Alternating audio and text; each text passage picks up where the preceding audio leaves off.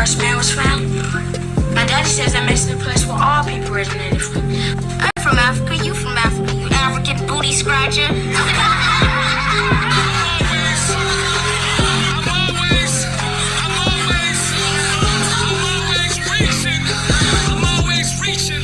We make niggas disappear like that triangle out Bermuda. They can't find his body, but they know that I'm the shooter. I say cut my sentence in half, and I'll spread a little rumor. Deal? Well, you can look in Oklahoma if you want to find them sooner.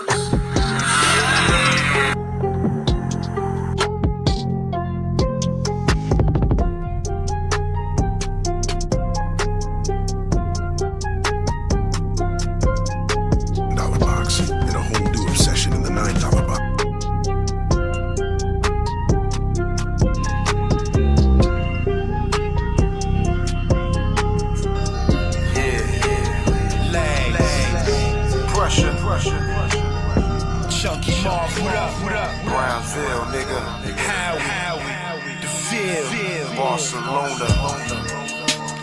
raised in the field, My PJs, raised in the field, raised in the field, gunplay still, kills and krills, it's real, raised in the field,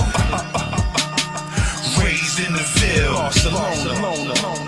Raised in the field, gunplay still, kills and krills, it's real. I'm from the same building as Boo Bear, we will get loose here.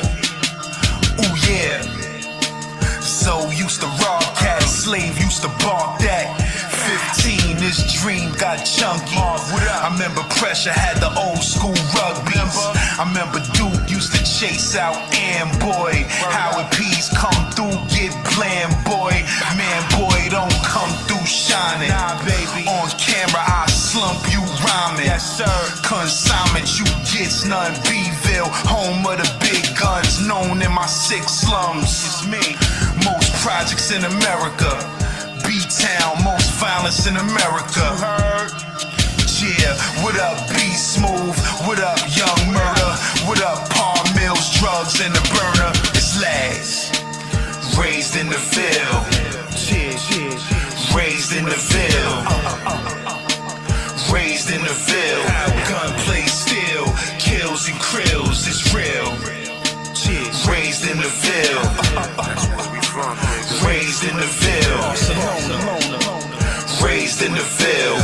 Gunplay still, kills and krills. I remember back in my hood, we had 145 and 2 gauges. Bust guns make you trade places. Can't fuck with my team, must be crazy, God. Pressure, do my thing, yeah, we crazy hard. Say last, what's the deal? These niggas ain't ready for us. And Brownsville niggas get killed, then niggas get slaughtered. Where hustlers sold krills and fiends boarded. And Big Skip had niggas feeling like Michael Jordan. Real shit. R.I.P. Georgie, R.I.P. Bobby, R.I.P. Boo Bear, R.I.P. Nigga. Niggas try to body me up in my fucking lobby, B. They must be fucking crazy, G.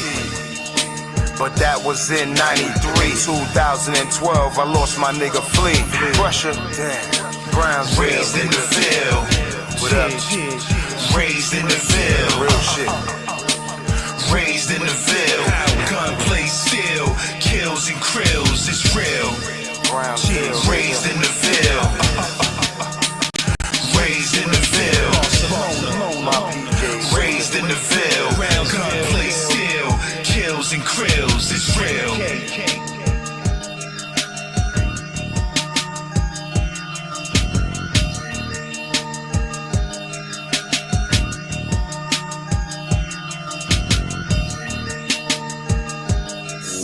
D-Day, that's where I'm staying.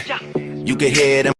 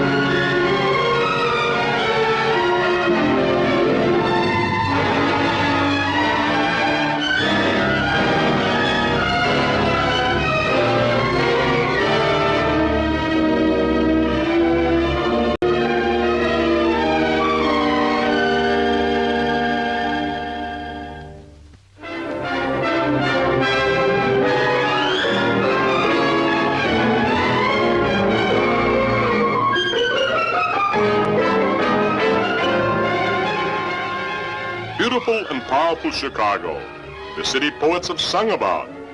Carl Sandburg called it hog butcher for the world, tool maker, stacker of wheat, player with railroads and the nation's freight handler, stormy, husky, brawling, city of the big shoulders.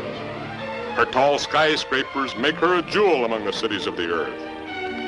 Her long, straight boulevards throb with life and vitality. Her gorgeous monuments and splashing fountains make her the envy of the world. But, like all great cities, Chicago has its secrets which are seldom written or sung. Behind her bold lines of beauty lies a hidden world. Here is Chicago's Black Belt, a prison without bars. Here behind an invisible color line live almost 500,000 black people. These people have been told that they must live here and the kind of work that they do is marked out for them. See those houses? A generation ago, whites used to inhabit them, but now they're crowded with black people. That house you see is the home of the Thomas family. Here is Hannah, the mother of Bigger Thomas. Let us follow her into her one-room kitchenette where she lives with her 3 children. Here is Vera, Bigger's sister.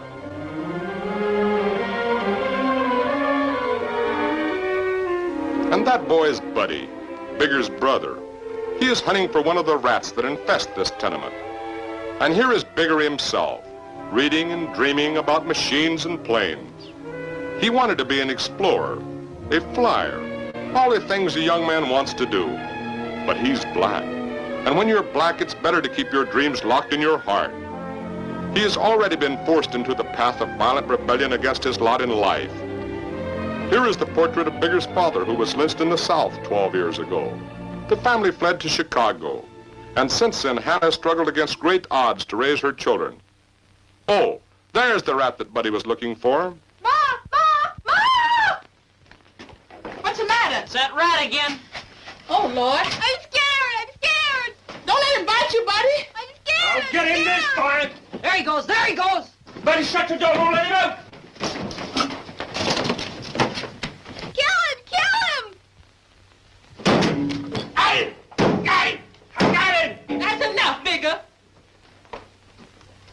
You're dead, dead, dead! We got you this time, old man Dalton. Look at that rascal. He could cut your throat if he bit you while you were sleeping.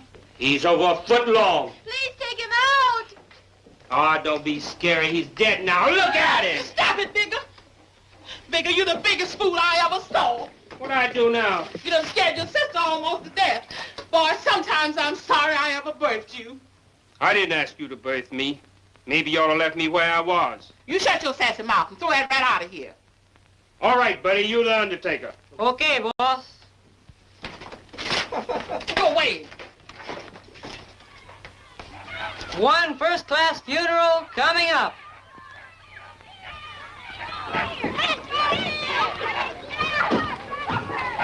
Hiya, Panama. Is Bigger in? Yeah, he just killed this rat.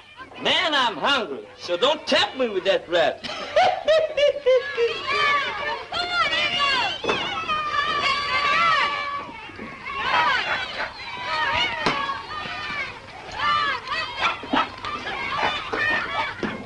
That's exactly what I need.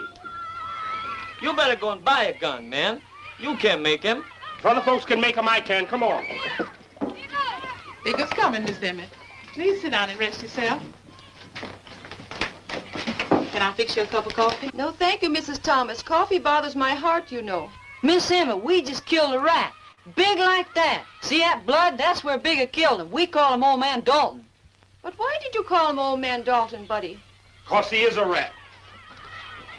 And I always says to him, Bigger, leastwise you could say Mr. Dalton. Charging us $15 a week for this lousy kitchenette. Now, Bigger, as head of the house... There ain't but one room here and there ain't no head to it. Yes, I know, but as soon as you start working, your feelings will change. Hear that, Bigger? What kind of job I'm gonna get? There's an opening in the Dalton family itself, the job of chauffeur. According to our records, you're a good driver. He sure is, Miss Emmett. But we must supply Mr. Dalton with all the facts. Here, under previous history, you failed to mention the theft of 3 automobile tires from a colored garage. Is that about right, Bigger? Yes, that's about right. Any other trouble since? No. I'm going to recommend you to Mr. Dalton this morning, Bigger. Thank the Lord, my prayers have been answered. Now Bigger's got a job and he's making a new start in life. I'm so happy for you, Bigger. Now, goodbye. Goodbye, Miss Emmett, and God bless you. You'll hear from me as soon as I speak to Mr. Dalton. Keep your head up. I'm Bigger, and I'm driving Mr. Dalton's big car. Look out, everybody! All 12 cylinders coming around the curve. Hey, what do you mean running through that red light? You want me to give you a ticket, huh? Look, Ma, Bigger's laughing. Oh, I ain't laughing none. That job ain't for me. Going to see your girlfriend, huh? Look, Bigger, you got a good job now. You can find a better girl than just a waitress in a nightclub. Somebody nice you can marry. Told you not to talk to me no more about Bessie, didn't I?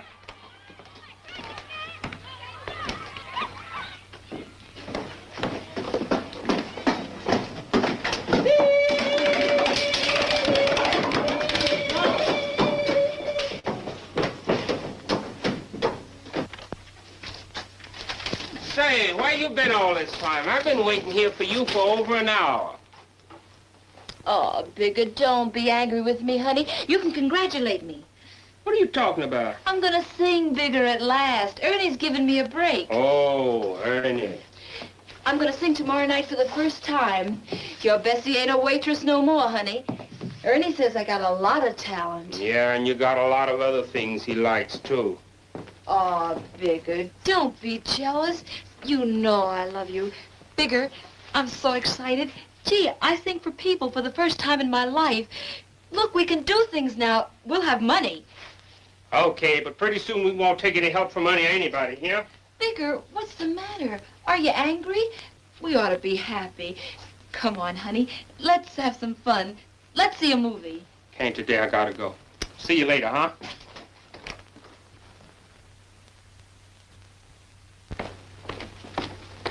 Bigger, where you going? See you later at Ernie. So far, it's pitched a tight game for the Senators, and tomorrow's forecast promises rain, which could cancel out the final game of the season. Now, this is the 8th inning here. Zachary is ready now. He won't put one down the groove, he can help it. That's big enough. Here's the pitch. Too close, ball one. Did Bessie tell you about the break I'm giving her? Yeah, I know. She's got class, that girl. I'm going to put her on top of the world. You help a lot of girls, don't you, Ernie? But don't go getting any funny ideas about Bessie, see? Zachary is giving the babe nothing he can get hold of. All right, he's ready to pitch again. Now listen, guys. Gus, you stick with me. Al, you keep a lookout on the L platform. What time? Midnight. What's cooking, Bigger? Keep away from me, you fruit. We can't talk here. Let's go into the back.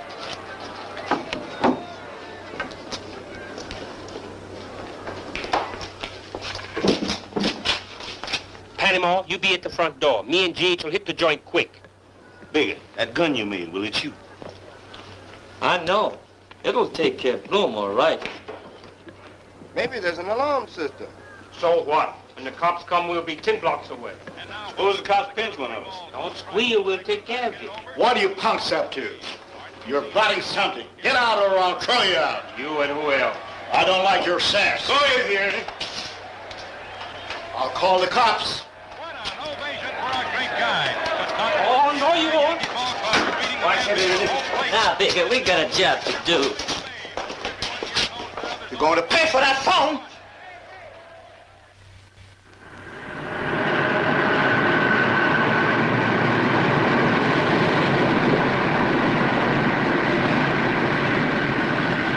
It's after 12:30. Where in heck is Gus? Hanging around some meat, maybe. He ain't coming. He's scared to rob a white man.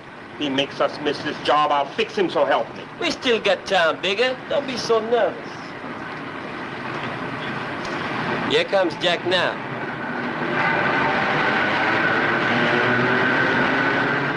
Where's Gus? He won't come. He said that gun you made won't shoot. He said we'll be caught. He's lying. He's scared to rob a white man. We can do without him. Bloom is still open. Oh, it's too late now. Panama, tell the boys the job's off. You say Gus is scared, but it's you who's scared. You scared Gus would show up and you have to do the job. You... Take it back, you dirty nigger. Say I'm a line-sticking yellow coward. Come on, Bigger. Get it out. Say it, say it! Bigger, we still got time to do the job. Take it back, say I'm a line-sticking yellow coward. I'm a line-sticking yellow coward. Get! Bigger's crazy. I'm true. Cops, get it.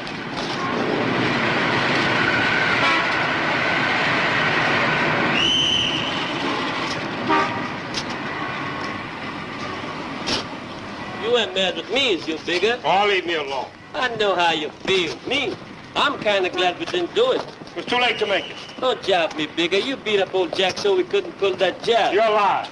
Bigger, you ain't made for that kind of work.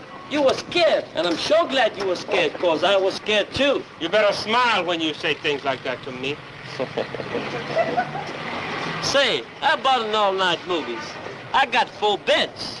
Where you get 4 bits from? I don't do big job. I just steal little things the white folks won't miss. And if they misses him, they don't get too mad, see? Down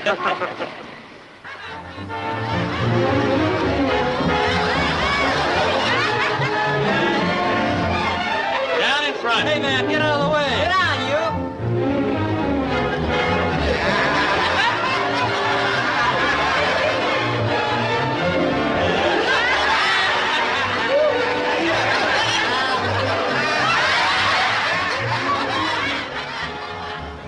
Maggie, how many times do you want me to remind you that Mr. John will not eat his food off the ground?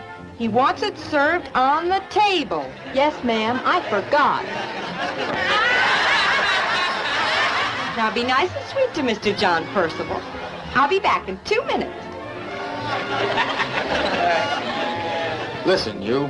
I'm talking to you as man to man. Scram! If you don't go, I'll send you to the hot dog factory. If I was working in that place, me and the dog would have fight over that meat. If old man Dalton would feed me half as well as they're feeding that dog, I'll take that job.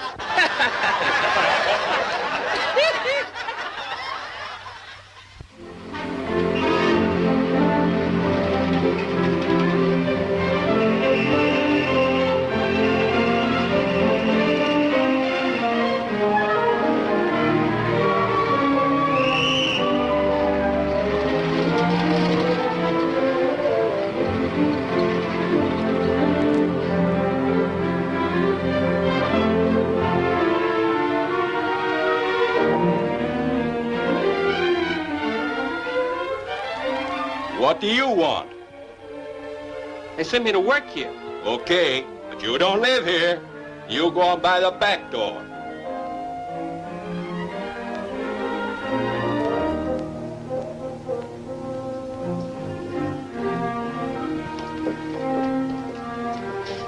Mr. Dalton, the Thomas boy is here. Show him in.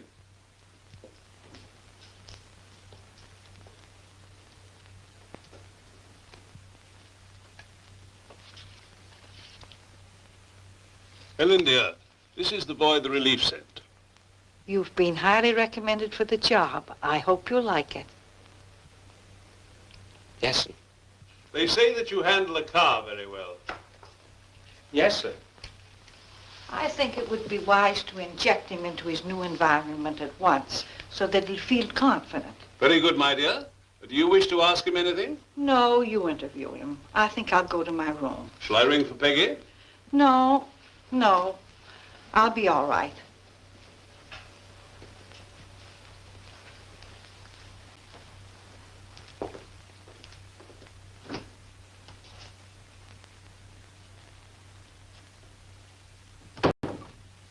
That was Mrs. Dalton. She's blind. She has a deep interest in colored people.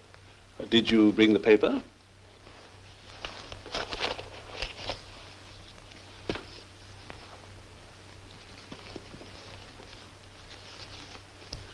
Sit down, Bigger.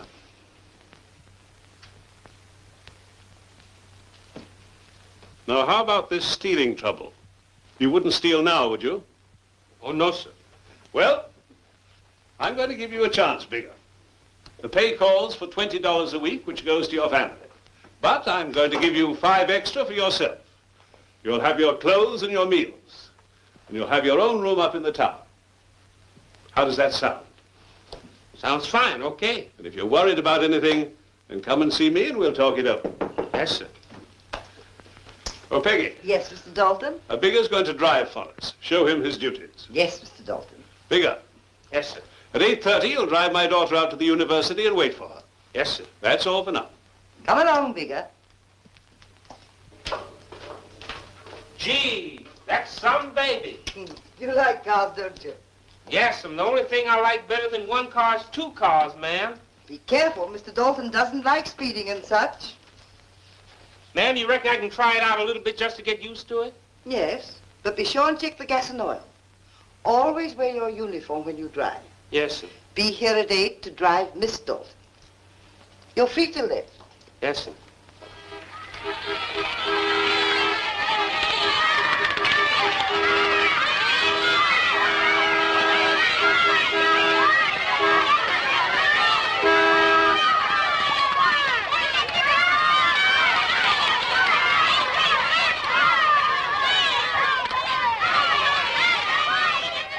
Bessie! Is that your boss's car? Gee, it's a peach. Sir, my boss wants me to try it out. I'm off tonight. Let's take a spin along the lakefront. Riverview. Hot dog. I'll get my bathing suit.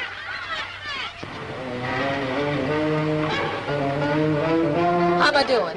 You're acting just like them white folks. As good as that white girl you're gonna drive around tonight? Baby, I wouldn't swap you for all the blondes in Chicago. You liar. Say, is she pretty? I didn't see her. Why you ask? You jealous? No. Ain't I got everything she's got? Don't worry, baby. You sure got what it takes, all right.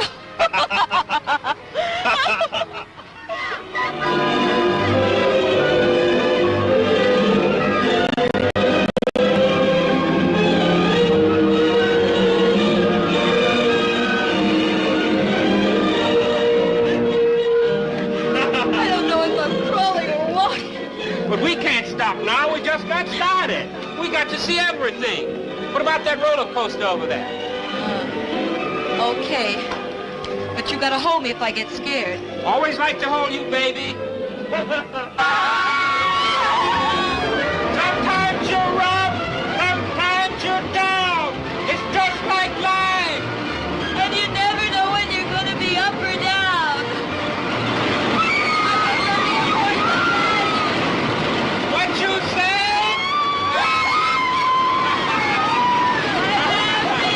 What you say? I can't hear you. I'm happy.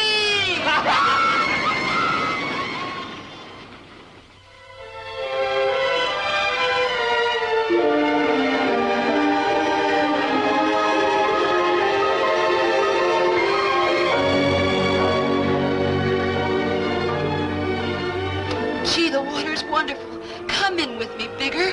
I can't. I gotta keep my eye on the boss's car. Oh, forget about your white boss for a while. If he don't like it, let him lump it. Aren't you gonna wish me luck with my singing tonight, honey? I sure wished I could be in earnest to hear you sing tonight. But I gotta be driving that white gal around.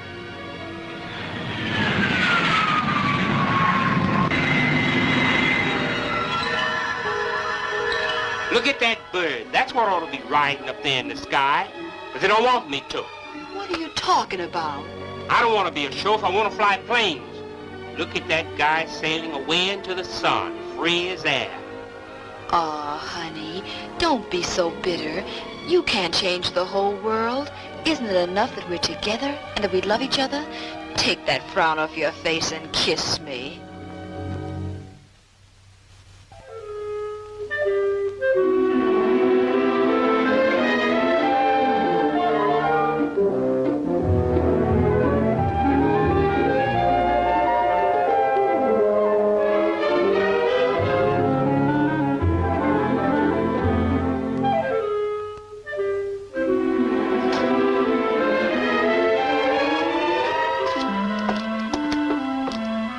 Good evening, ma'am. Our new chauffeur, huh? What's your name? Bigger Thomas, ma'am. That's a funny name. Where'd you get it? So just give it to me. Got a match?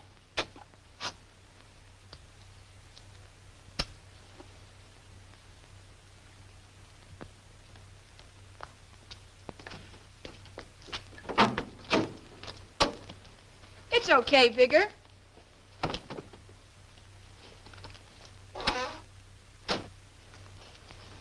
Belong to a union? Oh, no, I don't fool with them kind of folks. You better join one quick or Father will exploit your shirt off.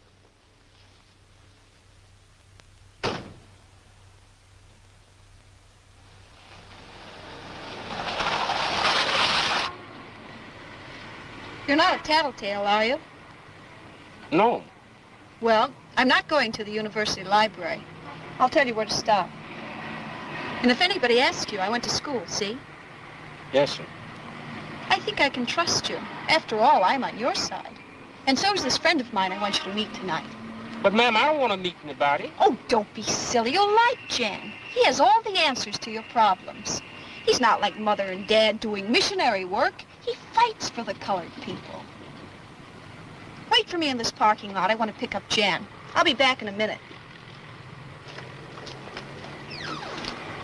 Bigger, I want you to meet Jan Erlong. How are you, Bigger? Fine, sir. Come on, shake. Don't be scared.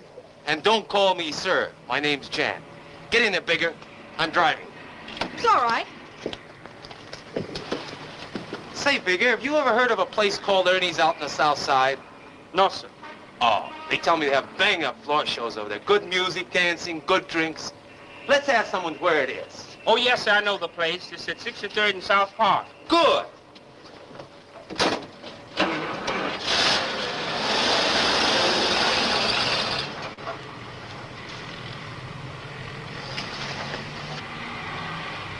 I guess we seem pretty strange to you, don't we, Bigger? Yes. No. Oh, you'll get used to us. We don't care about color, Bigger. To us, a man's a man. When I think of the way my people treat your people, I get so mad. I guess you feel the same way sometimes, don't you, Bigger? No. I don't know. Listen, Bigger, I know how it feels to walk the streets dressed like everybody else, feeling like everybody else, looking like they do, yet excluded for no other reason than that you're black. One day we're gonna smash this Jim Crow system, and when we smash it, it'll stay smashed.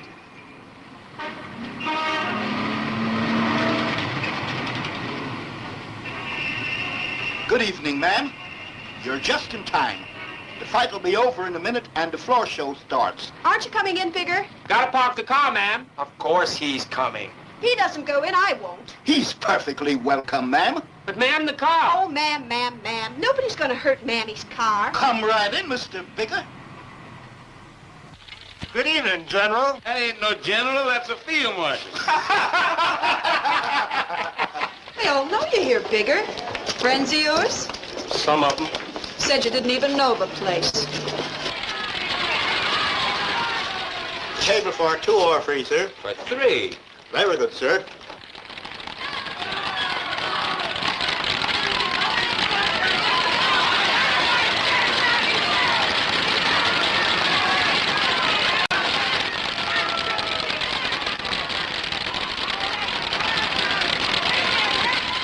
What atmosphere. It's electric. I love it.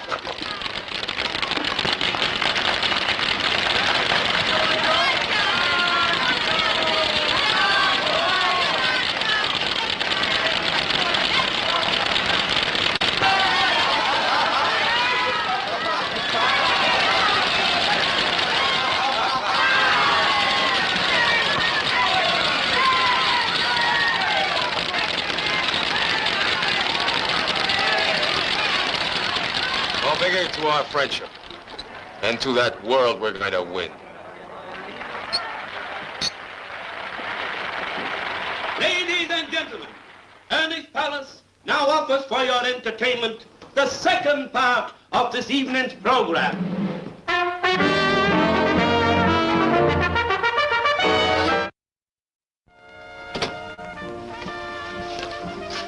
Looks like Bigger has picked up a rich white chick. Yeah, Lola just told me. What keeps you fooling with a punk like Bigger? I just happen to love him, Ernie. Forget him and that white girl and put your heart in your song. And now we present a brand new singer. Ernie's latest discovery, Bessie Mears. I think you will agree with me that Ernie can pick the most charming and sweetest of flowers. Come on, Bessie. Don't be timid. Here's your chance. I give you Bessie Mears. Now give it a hand.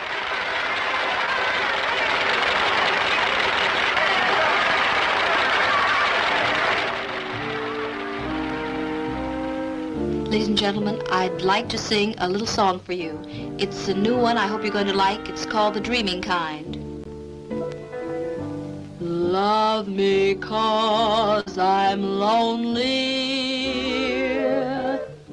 Love me 'cause I'm wild. Love me 'cause I'm only a dreaming kind of child. Make me yours forever, ever and a day. Isn't she amazing? All colored people are so gifted. Don't you think so, Bigger? Bigger, aren't you enjoying yourself? Oh, I'll follow you forever, no matter what you do.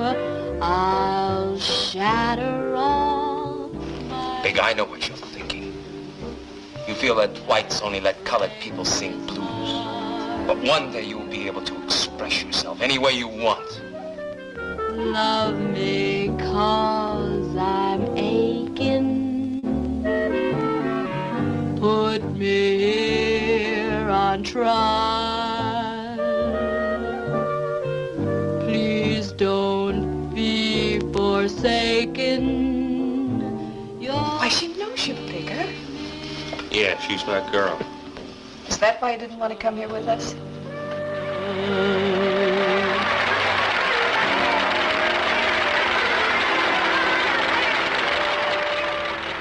Ladies and gentlemen, we now present our new attraction, the undisputed king of bebop, Professor Kiki.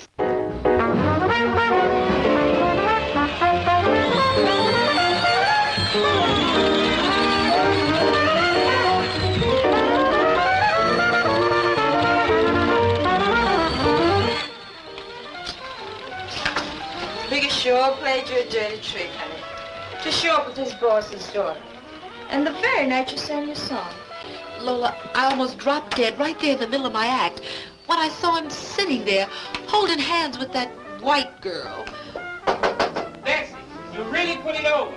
Look, Miss Dalton wants to see you. She wants you to come to her table. Oh, leave me alone. Go on back to her if you enjoy being with her so much. Oh, you're jealous. It's my job. She asked me to show her earnings and she wants to meet you. But I don't want to meet her. Oh, there's Bigger now. What are you doing here, Bigger? Where is she? She's dressing, ma'am.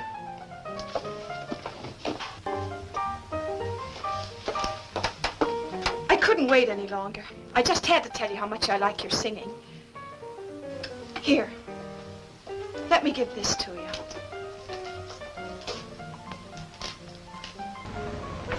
Thank you. Show me the way to go home. I'm tired and I want to go to bed. Hey, give me some. Don't be so stingy. You're getting high. Take it easy, honey. Bigger, have a swig. Say, Bigger, can you sing? No. Oh, come on. Swing low, sweet chariot. Coming for you. What's the matter? That ain't the tune, ma'am. Well, then you sing it. All colored people are supposed to sing, aren't they? Reckon they forgot to teach me, ma'am. That's a good one. Here, Bigger, have a little swig. It does you good. Hey, give me some of that.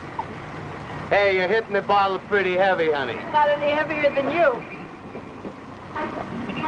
Darling, let's go away together again like we did the last time. We don't see each other often enough. I've got to go to Detroit in the morning. Detroit? You didn't tell me that. I promised Mother. Adam's been waiting 1 whole year for me to visit her. I've got to. What a bore. Say, why don't you come with me? I can't leave my work like that. Oh, you don't love me anymore. Yeah, I don't want you to pass out. Look, it's after 2 o'clock. Your father is going to get suspicious. Drop you home. Nonsense. You've got to get right to bed. Better pull up here, Bigger.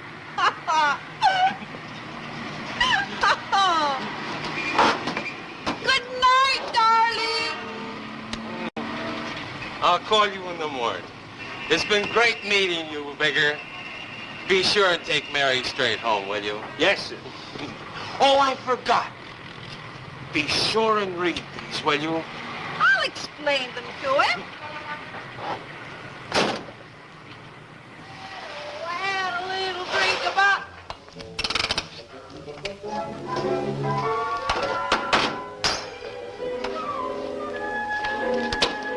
Well, help me out.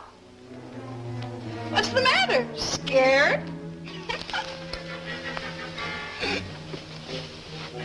Ooh.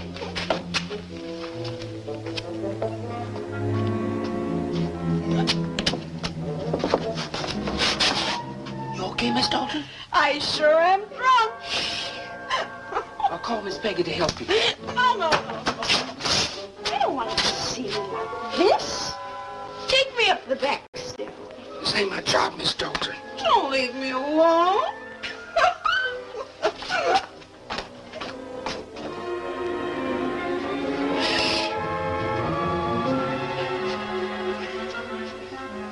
Miss Dalton, is that you?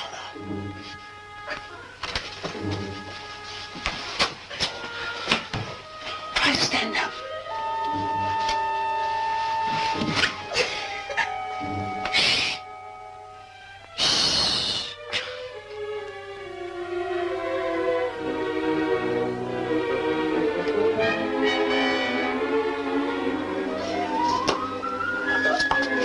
Right, Miss Dalton.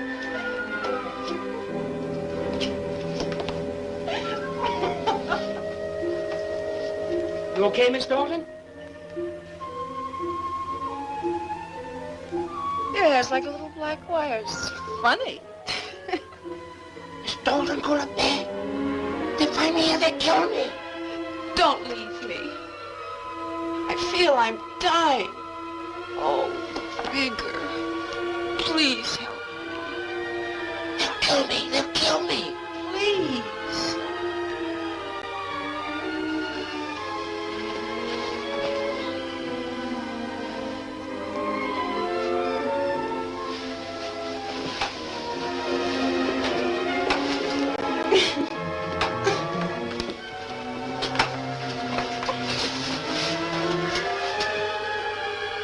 You're good, Bigger.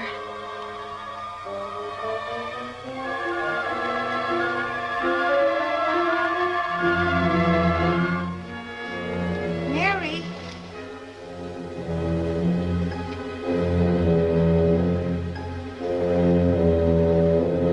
Mary, is there someone here with you? Hey, where are you? Darling, are you ill? Answer me, darling.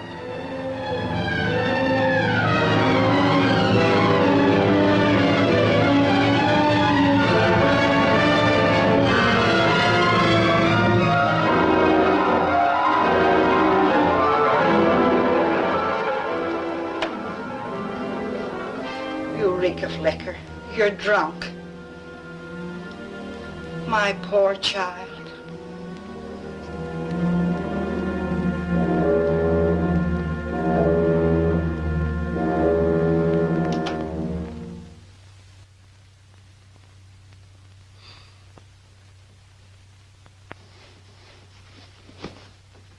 Miss Dalton. Miss Dalton.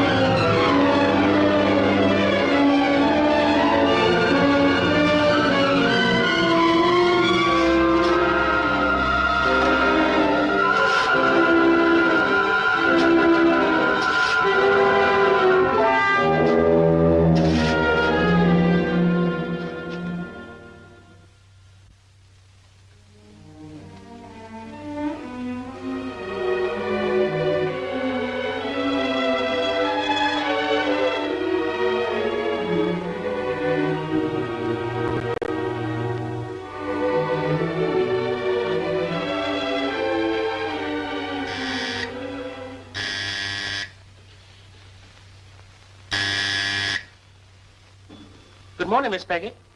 Good morning, Bigger. You haven't forgotten that you must drive Miss Mary to the station, have you? Hello? Hello? Bigger, are you listening? Yes, yes. I remember. I'll be right down.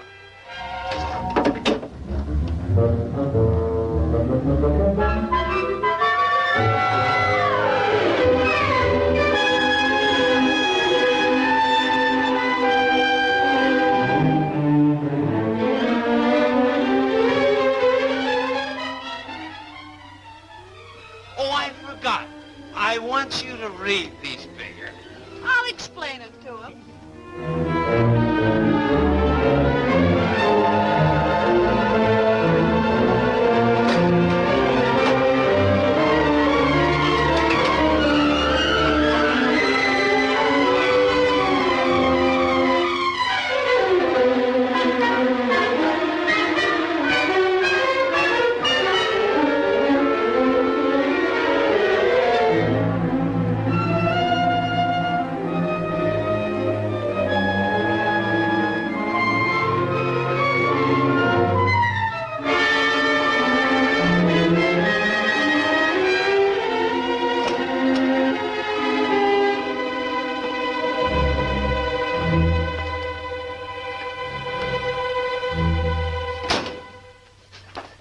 Oh, here you are. There's your breakfast waiting for you. I must go and awaken that poor child. I've rung 3 times and she didn't answer. Oh, Bigger, would you shut down the damper on the furnace? It's so hot in here. Maybe I put in too much coal yesterday. Yes, sir. But eat your breakfast first.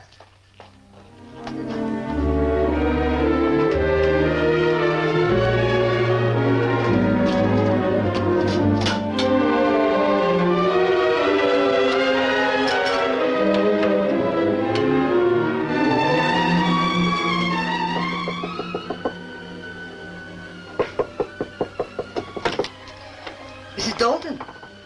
What is it, Peggy? Miss Mary is not in her room. Do you know where she is? No. What time is it? It's 7:15 and Bigger is waiting to drive her to the station. Then where is she? Mary?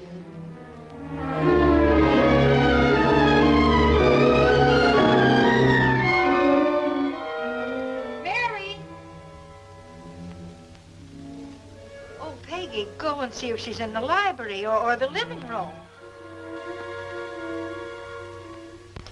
What's the matter, darling? Mary will miss her train. She's not in her room. I don't understand. Well, don't be upset about it. Maybe she didn't come in. Spent the night with friends. No, Henry. She came in last night. Very late. Oh. I spoke to her. Well, then where's she gone?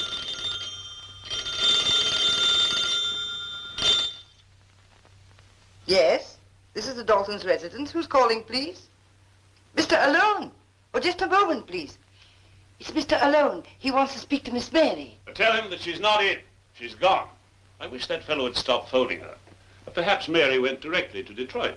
I don't think she was in any condition to go to Detroit, Henry. She was drunk last night. Oh. I heard her stumbling about and went to see if I could help her. She was too drunk to talk. Good Lord. Where's that chauffeur? Peggy! Where's Bigger? Bigger! Oh, here you are. Mr. Dalton wants to speak to you. Yes, sir.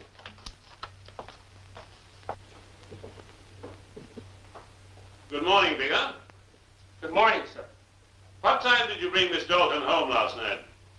I don't know, sir. Must have been about 2 o'clock in the morning. Why was it so late? What happened? I drove them to a lot of places. They were drinking. They? Was she with someone? Yes, sir. A gentleman, she called him Mr. Jan. Oh. Bigger. Come up here a minute.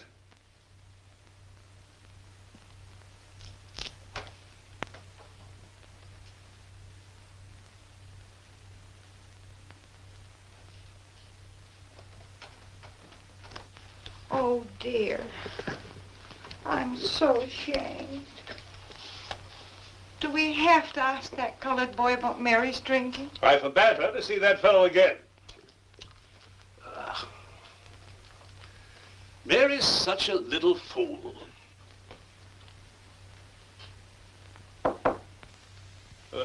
Bigger.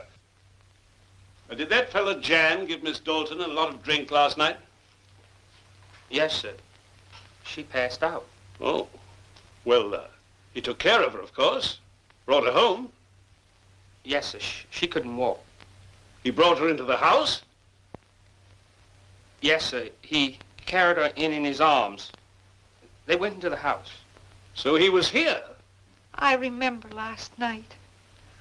I had the impression somebody was here in the room when I tried to talk to Mary. I don't like this.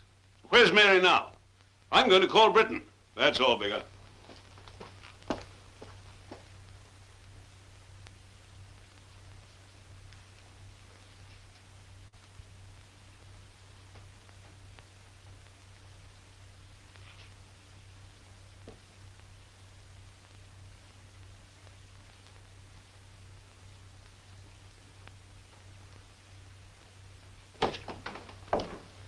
This is his room. Where'd you get the boy from? The relief agency. I wish you let me look these people over before you hire them. That good heart of yours will get you in trouble one of these days. Now, I like niggers, but I like them in their place. What are you looking for, Britain? That boy's only been here since last night.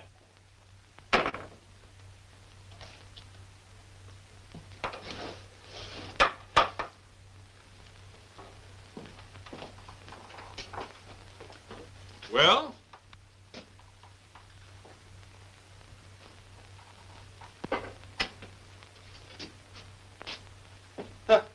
Well, what do you think of this? Looks like they've planted one of the gang right in your own home. Look at that. Labor leads the fight. Smash Jim Crow. Struggle for racial equality. Get the point, Mr. Dalton? This is amazing. Come on, I want to talk to that chauffeur.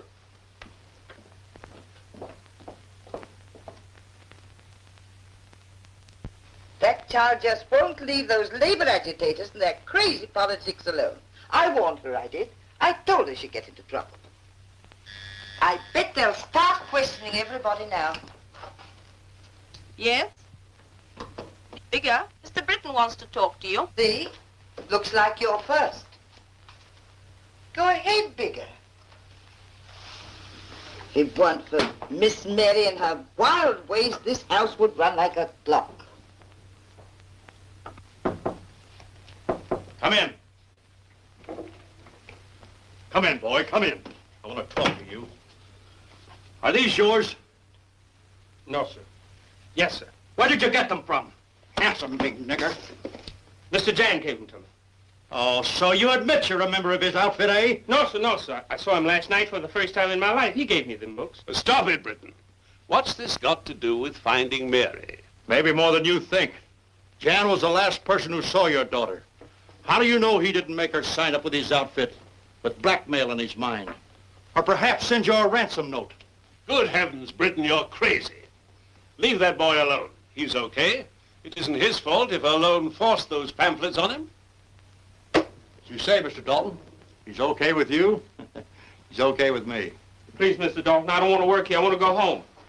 What's the matter, boy? Did I scare you? It's nothing. You ought to see me when I really get going strong. And you told me exactly what I wanted to know. I'll take a few hours off, Bigger. But be here this evening. I may need you. Me too, boy. I may have a few more questions I want to ask you. Mr. Dalton, how would you like to have me handle Erlone for you? Yes, but go easy, Britton. These labor agitators have a way of creating scandal in the newspapers. I'll be very happy to see him right now. I'll find out what he's really up to.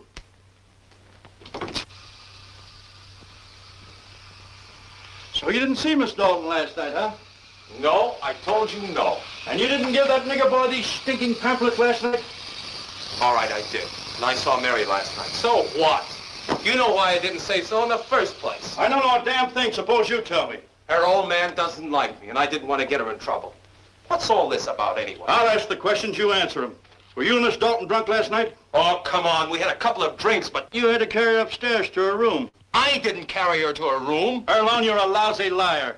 Bigger told me you had to carry her into the house. He couldn't have said that to you. Say, what's all this about? If you want to know what happened, I left her in the car with Bigger and I took a taxi home. Well, now there is a pretty story. I can just picture you telling that to a jury. How you left a drunken white girl alone with a nigger. Erlone, where's that girl? Her parents want to know. What? Didn't she go to Detroit? You know damn well she didn't go to Detroit. But I called them up this morning and they told me that she'd gone. Sure, you called up to find out if the family had missed her. What do you mean? Erlone, I don't know what game you're playing, but you've been lying ever since I stepped into this room. First you tell me you weren't drunk last night, then you tell me that you were. Then you tell me you didn't see Miss Dalton last night, then you tell me that you did. Then you tell me you took her home, and then you tell me that you didn't. I'll give you one more chance. Tell me where Miss Dalton is. I don't know. All right, boy, you asked for it. You won't talk to me, I'll take you where they make people like you talk. You mean you're arresting me? Now, what do you think? And where you're going, the nights are pretty chilly. So you better get your clothes on.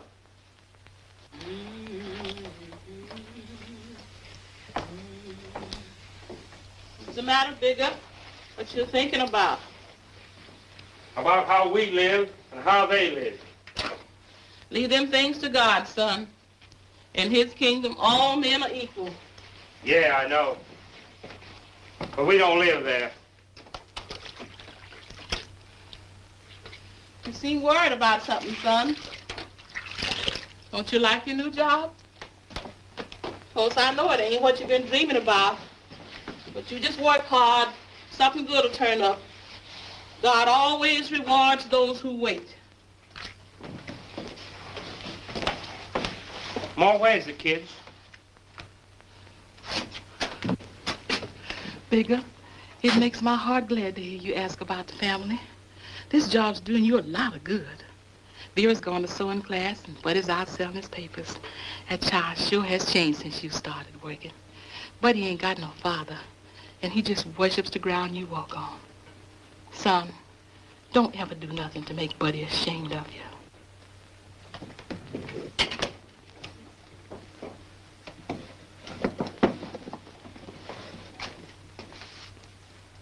You leaving?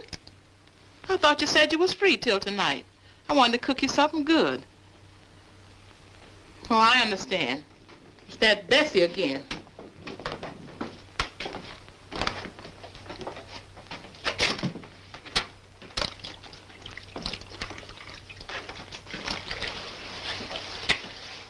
So long, Ma.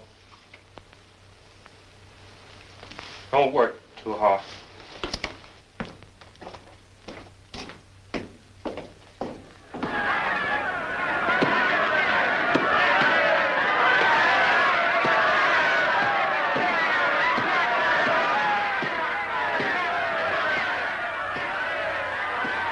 No general no more? Did they take away your uniform? They done retired him after 20 years of faithful service. Seen Bessie around anywhere? Give me $1. I'll tell you where she is. Gee, Bigger, you know I would have told you for nothing. She's at the Fast Grill. Okay, guys, I gotta scram.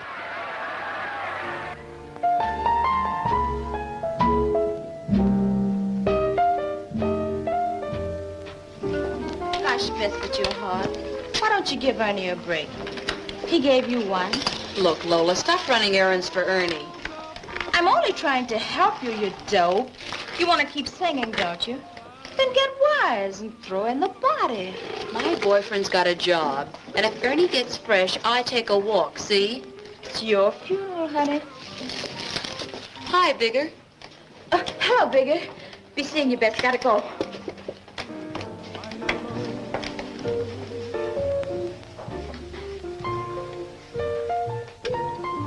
Pretty, isn't she? So delicate. Remember, Miss Mary gave it to me last night. She's still living. Can't stand them things. Crazy. Bad luck, maybe. What? Look, I gotta talk to you. What's the matter, honey? Can't talk here. Let's go into the back.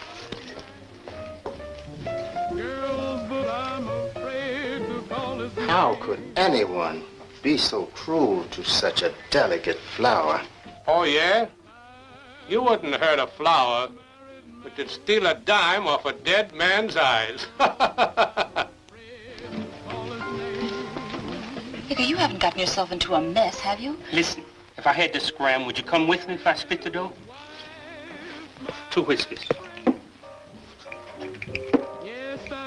If you took me with you, you wouldn't have to split. Okay, but it's for life and death. For keeps, see? Scare me, Bigger. What have you done? That gal where I'm working. It was that girl I knew. Pipe down. Don't you think this is a church?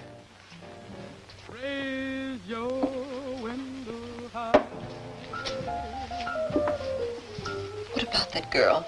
She's done run off with a guy. Very long. He's in politics, unions and all. Eloped? Huh? Yeah, eloped. She's crazy. Nobody knows where she is. They're looking for her. What you gonna do? They might think she's kidnapped, see? Bigger, this is crazy. We can say we did it, sure. Write to him. Ask for money and get it, too. You see, we cash in. But she'll show up. She won't. Bigger, how do you know? I just know. Bigger, you know where that girl is. Forget about where she is. She won't show up, that's all. I'm a fool to even listen to you. Look, we can get $10,000. We'll have them leave the money somewhere. They want to get the girl back. Bigger, did you do something to that girl? You say that again, I'll slap you down. Yeah, drink it. Bigger, you oughtn't have done it. The police will be after us. We'll be caught. Don't make me do this, Bigger. They won't think we did it. They think we're too scared. They think Erlon did it. They said so already. I'm scared. I'm cold. I feel like it's night. And I'm lost. Come on, let's get out of here.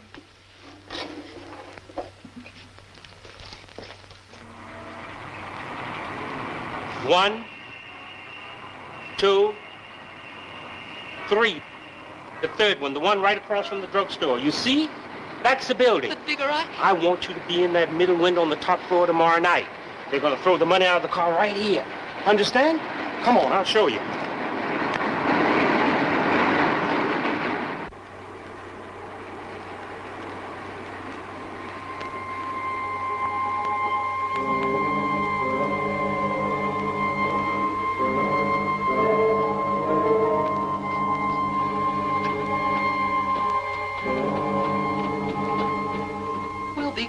I know it. The police will be watching. I work in the house where they live. If they send anybody to watch, we don't touch the money, see?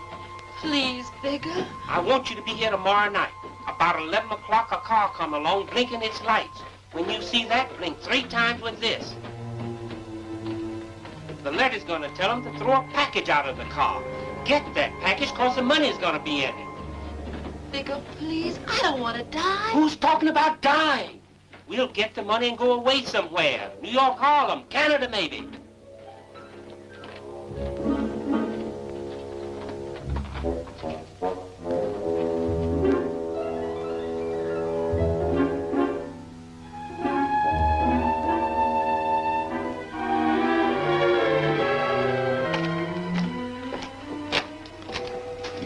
Find me a .38 and some bullets. I want to be ready if anything slips. Tomorrow morning they'll get my letter. I'll put it under their door myself.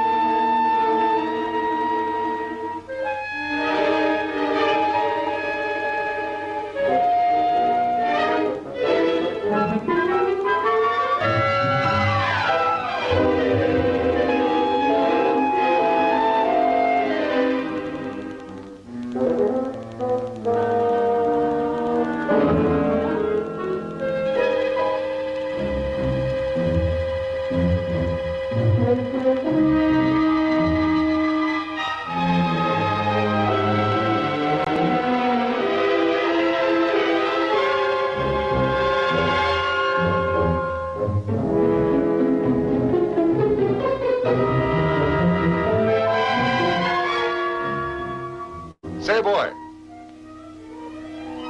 are you the guy that drove Miss Dalton and Earl on here that night? Yes, sir. Say, is she really as pretty as that? Yes, sir. She was a fine lady. Well, why do you say she was? I mean, she was fine to me, sir. Oh. Well, what do you think happened to her? I don't know, sir. They kidnapped her, maybe. Kidnapped, eh? I'll want to interview you later. I may want the chauffeur's angle on this story.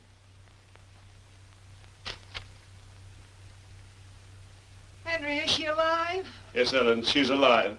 Thank God. Now, tell Britain to come at once. Yes, sir. They're asking for $10,000 ransom. They want it tonight. Give it to them. Give them anything they want. I want my poor child back. Any news, Mr. Dalton? Yes, you were right, Britain. A ransom note. This is Henry Dalton speaking. I want to speak to Commissioner Holmes at once. So she's alive. Whose bed did they find her in? Let's get out of this joint. Rousing the press because of a drunken babe. Come on, boys, let's go. Yeah, if you ask me, this is a political trick. Britain's using this to smear Earl. Yeah? Then who sent the note? The girl or Earl? Boys, just a moment. Mr. Dalton is ready to make a statement. But I'm going to ask you to do something, and it's very important. So please listen to me. The way you boys handle this case may well mean life or death to someone very close to this family. I wish to inform you that my daughter, Mary Dalton, has been kidnapped. I've just telephoned the police and asked that Mr. Jan alone be released immediately. I want it known that I don't wish to prefer any charges against him. I announce here publicly that I apologize for his arrest. When did it happen? We think it happened last night. What are they asking? They're demanding $10,000. Had any word from your daughter yet? No, not directly, but we've received a letter from the kidnappers. Is that the letter in your hand? Yes, this is the letter. Are you going to pay the ransom? Yes, I'm going to pay. You gentlemen can save my daughter's life by saying in your papers that I'll pay as instructed. Tell the kidnappers through your papers that I shall not call in the police. Hello. 21st Street Police Station? Hello, Sid. This is Joe. Look, I'm at the Daltons. Yeah. Tell Earlone that the old man has asked for his release. He apologizes. Yeah, it's a snatching job. Yeah, ransom. He says he'll pay. Tell them they'll get what they want. But for heaven's sakes, return Mr. Dalton's daughter. Got any idea who they are? I have not. Can we see the letter? No, I've been cautioned not to make it public. What? He says he can prove he wasn't here? Yeah? Yeah. Okay, I'll call you later. Hey, I just called the police. Earlham is raising Cain and says he won't leave jail. Says that by staying where he is, he's proving that he had nothing to do with this or any other kidnapping. Well, think it. Yeah, and he says that he's going to sue Mr. Dalton for false arrest. He claims that he's got a dozen witnesses that'll swear he didn't come here that night. Don't leave, Bigger. I want to talk to you. Were you lying about Earlham? No, sir. Well, I was fixing an alibi, that's all. Well, somebody's lying. Yeah, that's Earlham that's lying. And we can prove it by this boy who drove him here in the car. In fact, the first time I talked to Earlham, he admitted he was here. Come on, Bigger. The labor gang demands $10,000 ransom for the safe return of millionaires. The victim is the sweetheart of the labor leader who was last seen with her. Case is interpreted as a subversive assault against private property. Got that, Charlie? Don't cry. Everything will be all right. Come and lie down.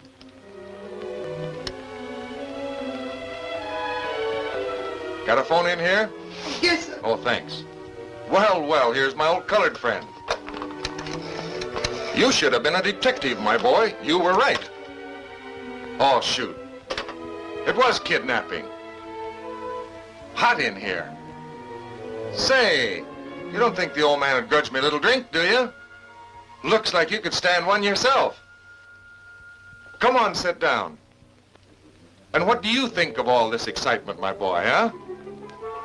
Just between me and you, it's a work of amateurs. Gee, they could have asked for $100,000 and got it. And they asked for $10,000. Chicken feed. Look here, my boy. You say Earlham was here that night, and he says he wasn't. You're the hero in all this, and I'm going to put you on the front page. By the way, was Earlham really here that night? Yes, sir. You saw him here? Yes, sir. I drove him and Miss Dalton here in the car. They must have killed her then, don't you think? They must have, sir. Who? The kidnappers. Right. Well, now that we both agree that she's dead, just suppose I had killed her. Well, what would I do? Say, what's going on here? We're waiting for you. Just a minute, boys. Watch this. Let me see. Oh, yeah. I need money to get away. I'd write a ransom note. Collect the money before they found out she'd been murdered. Wouldn't you, Bigger? What's the matter, Farley? You sound to me like you got the DTs. What would you do, boy? Stop teasing that coon. You're gonna scare him away. Where's all that smoke coming from? I think this boy is trying to smoke us all out of here. Hey, let's see what's happened down there. What's the matter, fella? You scared? Where you going, Bigger? Farley, you sure got that kid rattled. That boy's scared easily. This is delicious. Let's keep up the fun. Come on, fellas. Why don't you tend to the furnace, boy? When I saw that smoke, I thought the house was on fire. Hey, let that boy alone. Don't break up the show. And now we have a body to get rid of. No traces, no one ever to know. Barrier? No, that's too difficult. Somebody might see you. Well, what would you do with the body? I'll tell you. Fire. Yeah, that's what I'd do. I'd burn the body. In a furnace like that, for example. Wouldn't you, Bigger? Don't you think you've gone far enough? That boy's gonna faint. Why don't you get those ashes out, Bigger? That fire is really clogged. There's smoke everywhere. So you're entertaining the newspapermen. Well, there's a time for everything. I'll do it. Well, we're gonna move on and do it. If you don't know how this furnace works, I'll show you. Come on, boys. The show is over.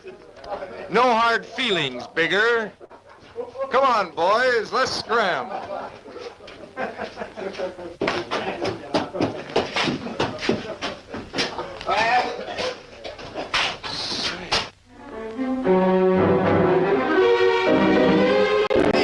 you guys, So what? Let me see that. It's a vertebra. It's from a body. What, a human body? Yeah, a human body. Are you sure? Let me see.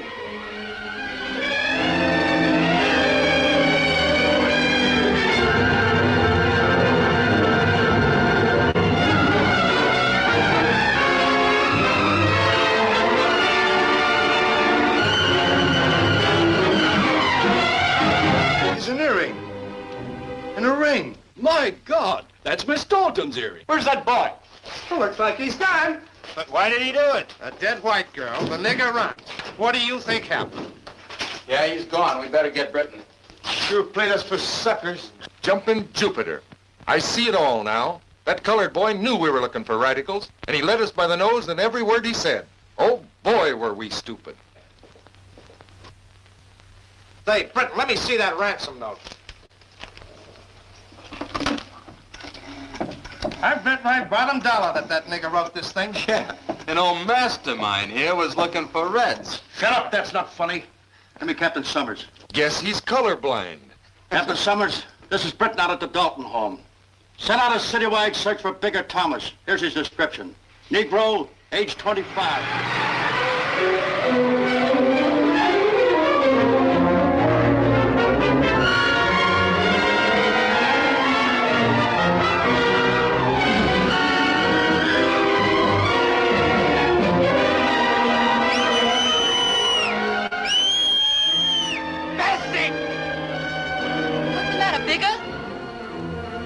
You're after us!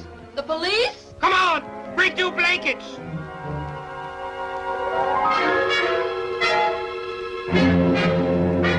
Hurry up! Hurry up!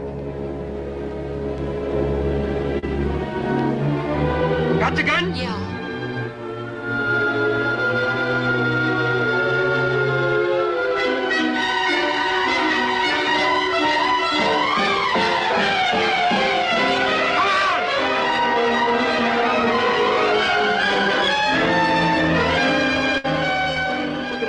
I know it. They won't get us. The first thing they'll do in looking for me is to go to your room. I had to bring you here. What happened? Where's that girl? She's dead. Oh, God. But I won't give up. They gotta fight for me. You told me you never was gonna kill. I didn't kill. That's the truth if I ever told the truth. Did kill her? Forget that girl. We gotta think of ourselves. If they find you here, you'll cry and tell everything. Come on.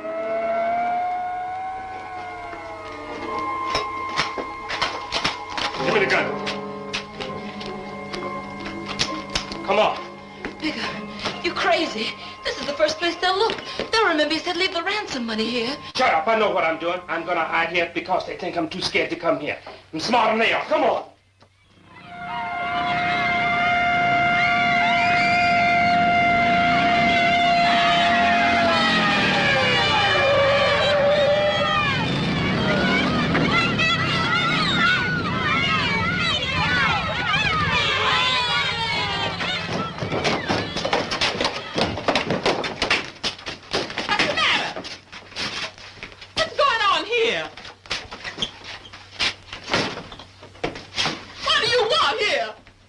Listen, if you know what's good for you, you'll tell us where your son is hiding. Bigger?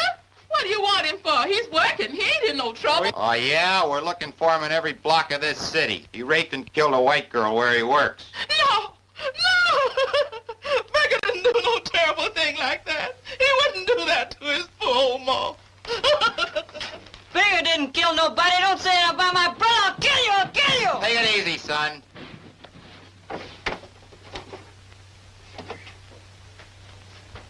Yeah, that boy's an angel. He makes guns at home. Mister, Bigger ain't bad.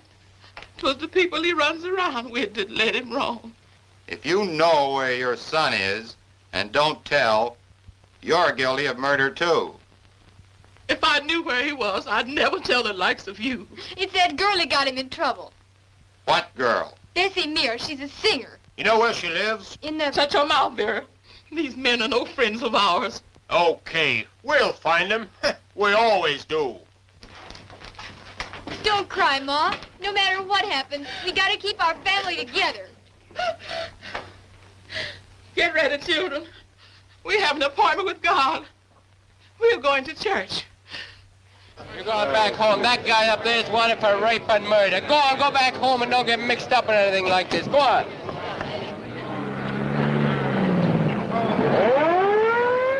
Say, do you think Charlie and the mother will lead us to Thomas? Don't be naive. The chief's keeping the mayor's angle for himself. Politics. And we got to shadow the mother. Well, orders are orders.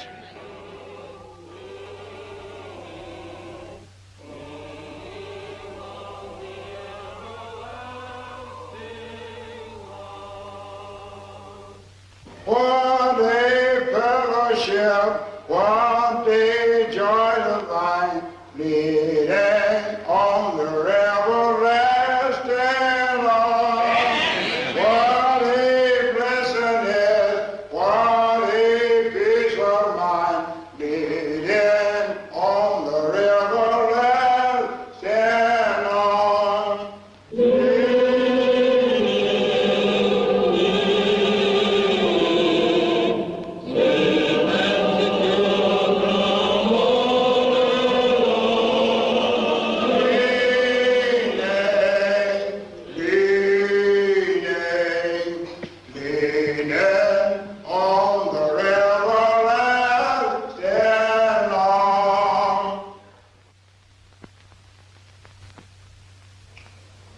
Our Heavenly Father, I'm calling on your holy name this evening, pleading for help. My son's in deep trouble, Lord. And on bended knees, I'm begging you to look down. Have mercy and help me save my firstborn child, who is strayed so far from the fold.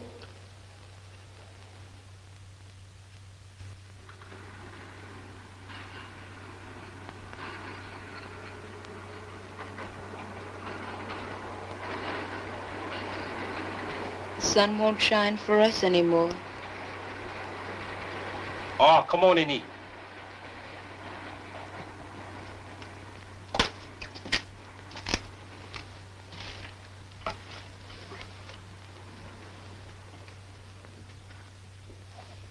Bigger, you're cold.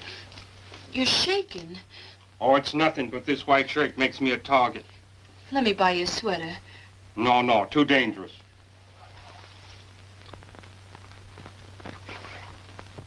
Bigger, why did you kill that girl? I didn't mean to. I couldn't help it. What happened? I was in her room. Her room? Why did you go there? She was drunk. She passed out. I had to carry her to her room. She asked me to. I put her on the bed. Then a blind Ma came in with her hand stretched out like that. I was scared her Ma was going to find out I was in the room, and I took a pill and I put it on the girl's face. I wanted to keep her quiet. When her Ma went out, I took the pillar away, and the girl was dead. You smothered her. Yeah, but I didn't mean to. Why didn't you tell her mother what was wrong? I was scared. All my life I heard of black men being killed because of white girls, and there I was. I had to get rid of the body.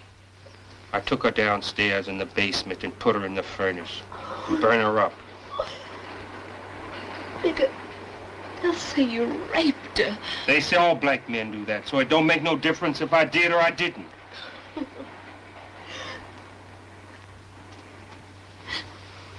Darling, give up. It might make it easier. Oh, no, I'll never do that.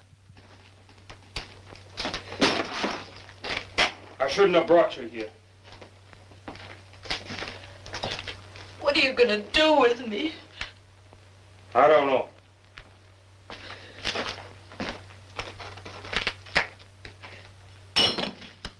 Get me another bottle.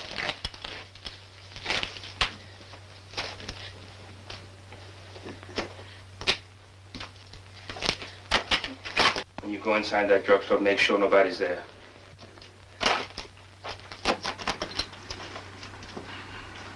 Make sure nobody follows you.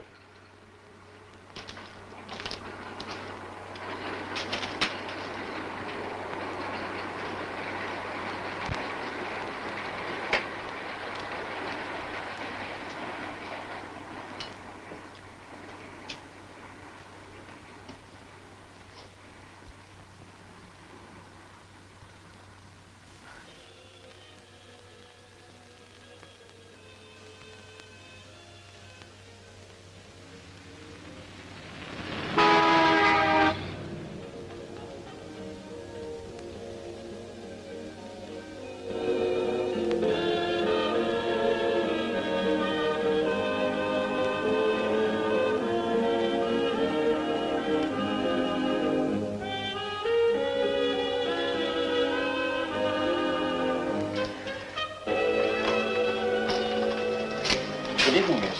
Good evening. I want a bottle of Shenley's and one of those sweaters over there. What size? Medium. For you? Yeah. A shot for the well-dressed man. A $10,000 reward is offered for the capture of Bigger Thomas, Negro rapist and murderer who is being hunted by the police in all parts of the city. Thomas's brutal crime caused several civic and patriotic organizations to band together today to offer the $10,000 reward. Thomas, 2 days ago, in the grip of a brain-numbing sex passion, overpowered Mary Dalton, murdered her, and then stuffed her body to a roaring furnace to destroy evidence of his crime.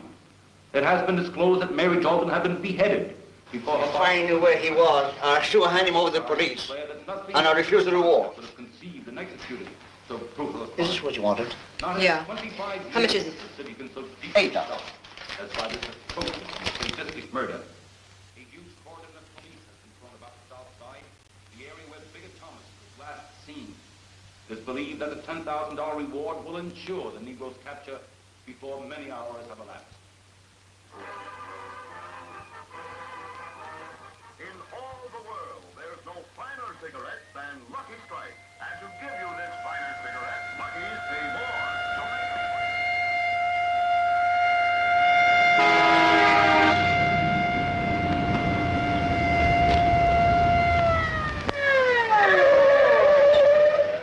What's the trouble, Snippy? I got a hot tip. Well, spill it. I know where Bigger Thomas and his girlfriend are hiding. Where? What about the reward? Do I get it? Come on, talk fast. Around the corner in that empty building. Get in.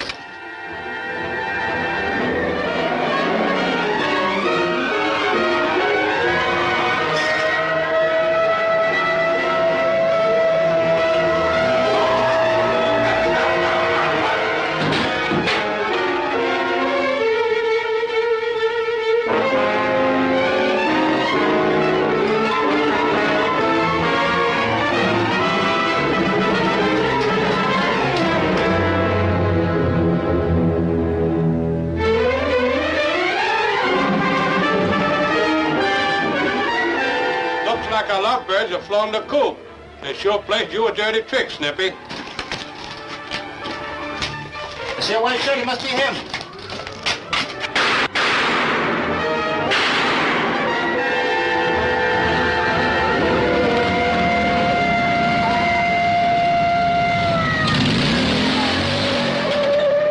Come on, boys. Okay, let's bundle him up.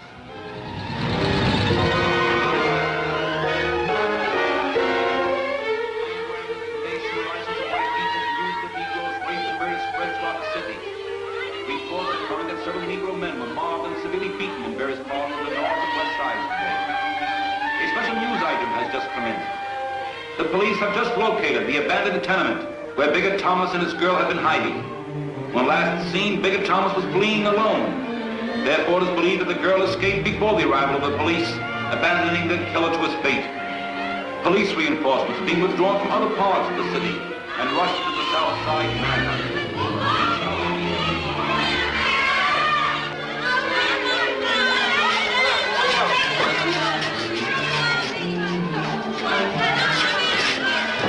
Hold up in there. Hey, you! Don't you even respect a woman who's having a baby?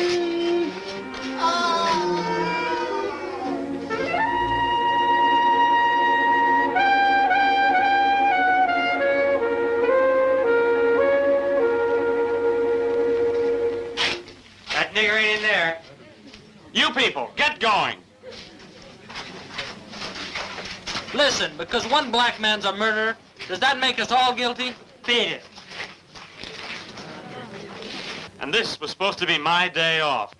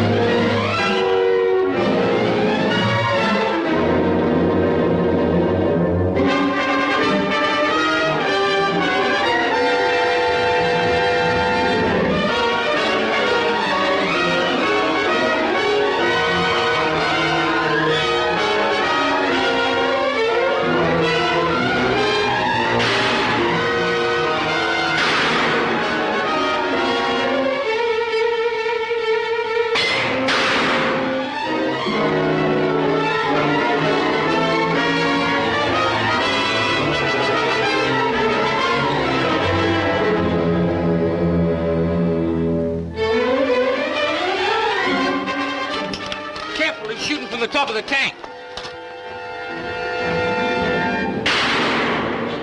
Come on down, boys. We'll get him. Okay, Paul, baptize him.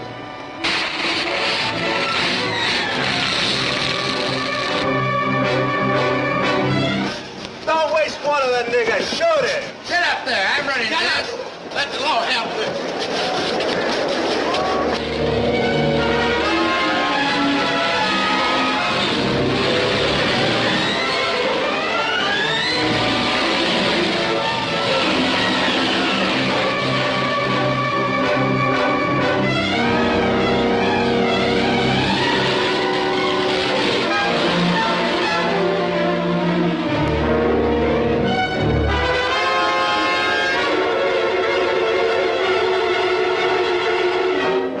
Climbing up that side. Okay, got the water.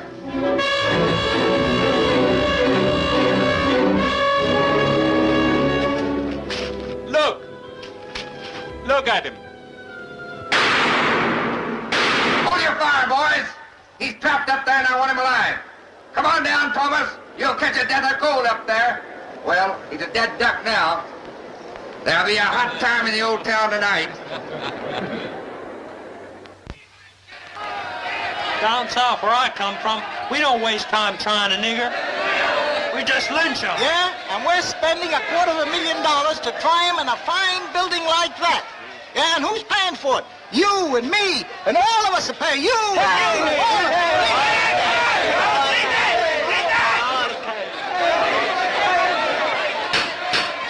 Order! Order in the court. Just say the word, Mr. Dalton. I have 500 friends out there that'll take that coon out and string him up to the first telegraph pole. It makes me feel sick to hear that lawyer blacken my daughter's name. Order in the court! I will not permit these disturbances. Mr. District Attorney, you may now resume your examination. Now, Mrs. Dalton, please try to answer. Mary had planned to go to Detroit that morning. I heard her come in very late, and I wanted to know what happened. Did you speak to her? Yes, several times, but she didn't answer. Now, isn't it possible, Mrs. Dalton, that your daughter was already dead at that time? I thought I heard a whisper, a sigh. I object! Objection sustained. I'm trying to establish the presence of the defendant in the room of the deceased. You don't have to. This signed confession contains admission that this boy was in that room, and no one disputes that. We have entered a plea of guilty here, and the question is the degree of that guilt. I contend that the noise heard by the witness in that room was one of protest, coming from Mary Dalton while undergoing criminal attack. Objection. There's not one iota of evidence that supports your argument.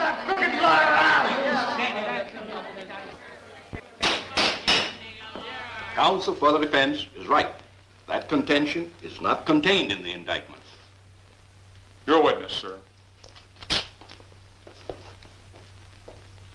Mrs. Dalton, when you stood near your daughter's bed, did you smell a strong odor of alcohol? I object, Your Honor. I contend that Mary Dalton was drunk and that the defendant had to carry her to her room at her request. Your Honor, this has been an attempt to smear one of the greatest families of Chicago. Your Honor, if the court does not permit Mrs. Dalton to answer this question, then I shall call for witnesses to testify to the alcoholic habits of the deceased. You may answer that question, Mrs. Dalton. Wasn't your daughter drunk that night, Mrs. Dalton? Yes.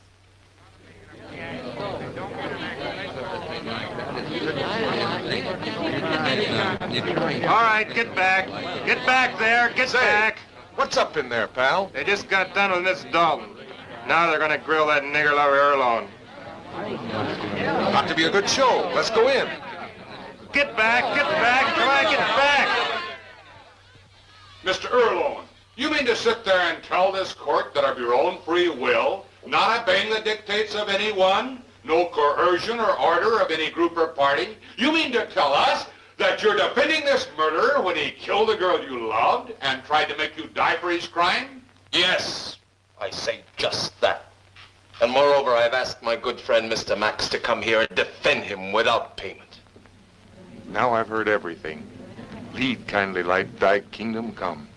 I don't want to sound noble, but I must tell you how I feel, and you can make of it what you want. Enlighten us, Mr. Earlone. I was trying to help that boy to be free, to be a man. To me, there are no black or white people. And I offered Bigger my friendship. I made a mistake. Oh, you did you? And that mistake was thinking that after treating people wrong for 300 years, I could walk up to the first black man on the street, shake his hand, and make him feel everything's all right. I know now how deep this race hate goes. I wish to God I'd have known it then. Oh, you regret what you did, eh? No, I regret nothing. And if Mary were alive here today, she'd agree with me. For her sake, I sit here and say I blundered trying to follow the noblest impulse of my heart. I'm for Bigger Thomas. He doesn't have to be for me. I was for him then, and I'm for him now.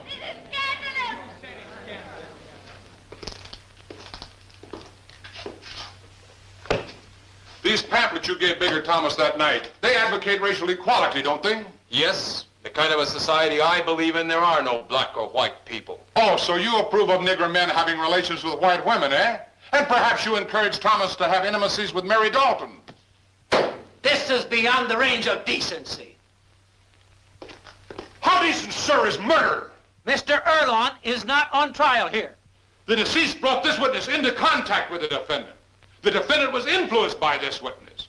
I have the right to determine to what extent this witness incited this defendant to murder. Mr. District Attorney, please confine yourself to the legal issues involved. I'm establishing a motive for this murder. No, you're not. You're trying to indict a race of people, and you're attempting to attack the political party. A young and innocent girl has been foully outraged and murdered. Your Honor, I ask permission to address the court. I've pled this boy guilty with the right, which is mine under the laws of Illinois, to submit evidence of mitigating circumstances. But, Your Honor, I charge bad faith on the part of the state. It has put the Negro people on trial, and Bigger Thomas is being denied the right to be judged as an individual. Now, after serious reflection, I'm withdrawing my plea of guilty. And with the court's permission, I'm entering a plea of not guilty on behalf of Bigger Thomas. Order in the court. You cannot say a man is guilty one day and turn around and say he's not the next. This is cynicism. Are you serious about this change of plea?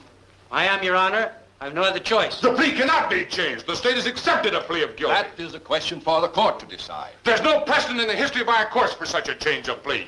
You realize that your change of plea takes the defendant's guilt, or degree of guilt, out of my hands? I realize that, Your Honor. Then I can render but one decision according to the law. I now instruct that a jury be impaneled. Why, this is a farce, a waste of the taxpayers' money. If a jury trial is the only way to get the facts stated, then I shall take that risk, in spite of a signed confession. The world must know what this trial means.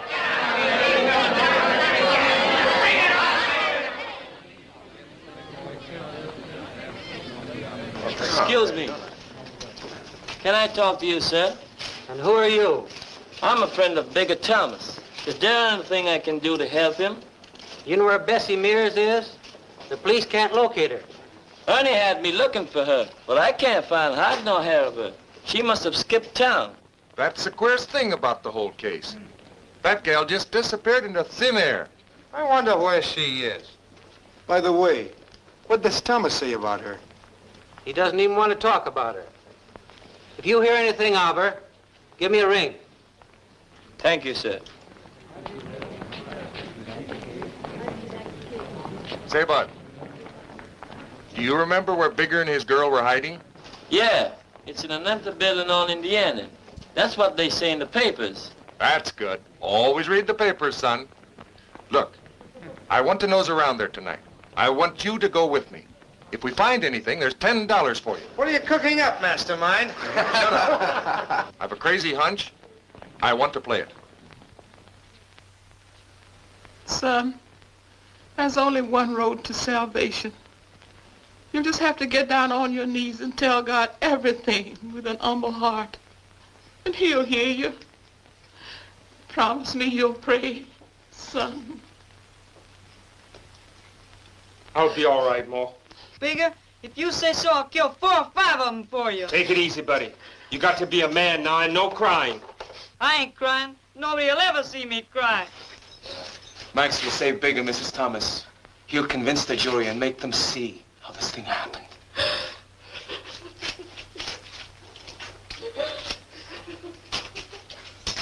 We'll win this fight, Bigger.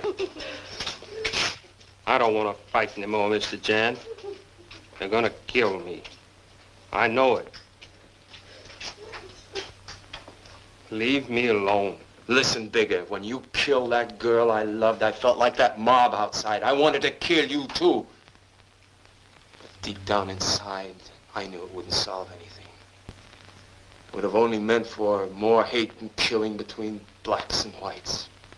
And that's what we've got to stop, fighting side by side together.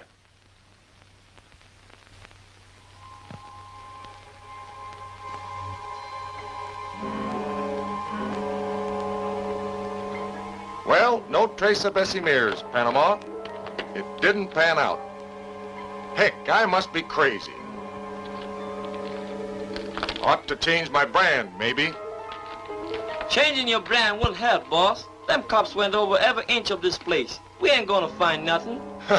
Okay, bud. I'm a sport. Here's your $10. Let's go, huh? You sure were right, Panama. That girl must have taken a run-out powder.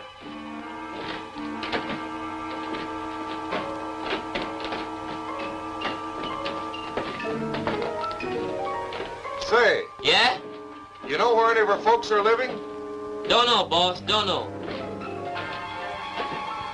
Maybe a landlady will let you go through her things. That's not a bad idea, Panama. You ought to join the FBI. Let's go see her landlady. What's the matter, boss? Strike a match, Panama. I almost broke my back.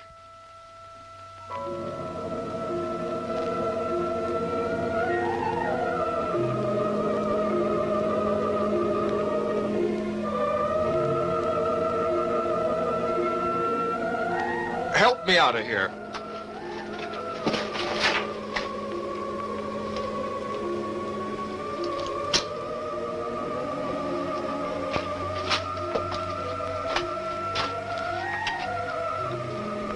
Do I really have the DTs, or do you see what I see? Good God in heaven. That's her. That's Bessie.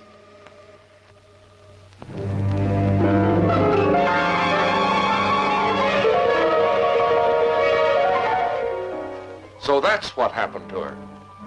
Oh, my. Everything I do is wrong. I was only trying to help Bigger. And now they'll say he did this too.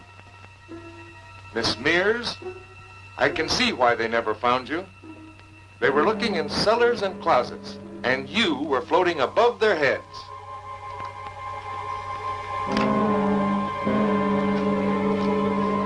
Gosh, I got my scoop. I followed my hunch.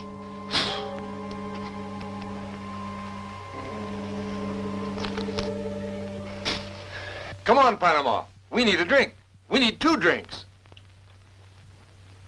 Hello, Max. Farley speaking. Look, here's the deal. I'll give you the dope on the Mears girl. I found her. But cut me in on the inside story. Wait a minute. Don't get excited now. The girl's dead. Yeah. She was pushed into the elevator shaft of that empty building. That's why the cops didn't find her. I'm sorry, Max. Doesn't look good for your client. But what makes you think that Bigger did it? Anybody could have done it. Maybe that stool pigeon did it. Perhaps he ran into her and they had a fight. Maybe. Supposing you talk to Thomas and call me at my office at 9. Meanwhile, I'll check with the police on Snippy. Okay.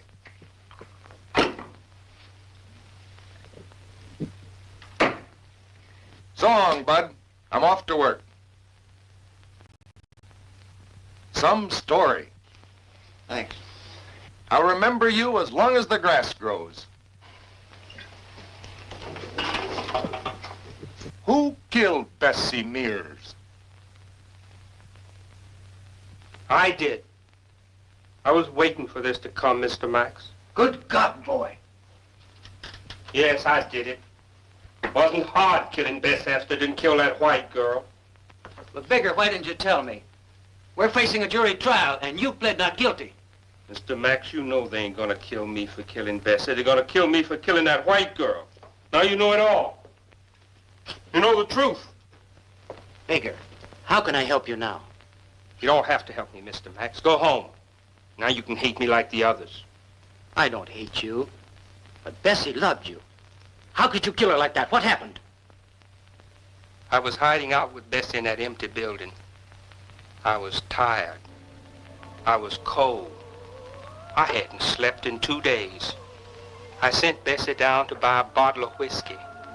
I couldn't keep my eyes open anymore. Then I fell asleep and I had a dream. Then I was in that same nightmare I had every night since I killed Mary Dalton. I was kneeling on a pile of coal. I was trying to hide a bundle so nobody would ever find it. There was something terrible and bloody in that bundle. All at once, the flower that Mary Dalton gave Bessie fell right in front of me. You can't bury her here. They'll always find her. Look over yonder, where it's all white. Put her over there. Nobody'll ever find her. I hugged that awful bundle tight in my arms and went to hide it where she had pointed. I was walking in a big cotton field. All around me, everything was white. It was a good place to hide the bundle. I was back on the farm where I used to live when I was a boy. I felt free and wasn't scared no more. I was back home again. And there was my father, the white folks had killed when I was a kid. I ran to him and fell on my knees. I was so happy I was crying. I knew that nothing bad was ever going to happen to me anymore.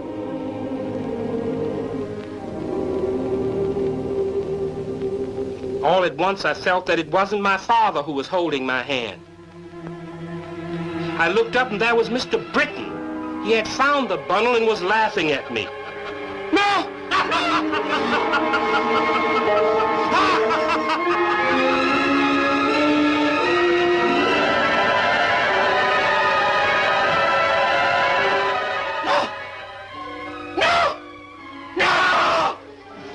I woke up in terror. I was alone in the empty building. Bessie had gone.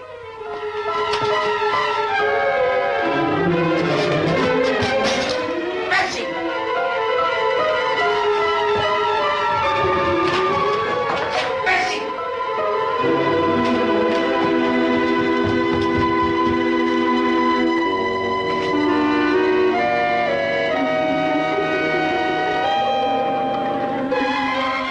I saw Bessie come out of the drugstore.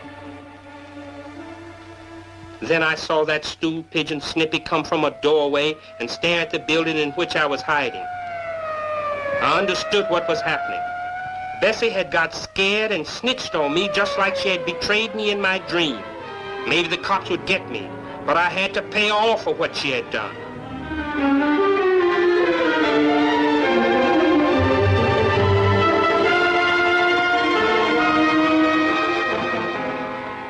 She was coming back to make sure I wouldn't get away.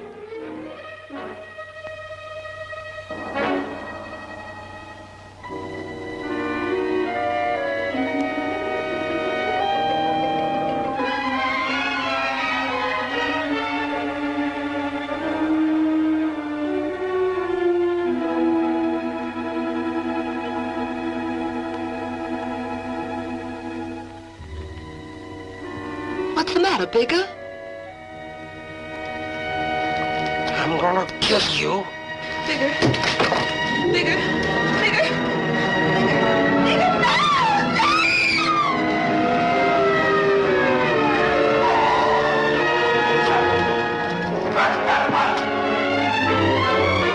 I threw her down an elevator shaft.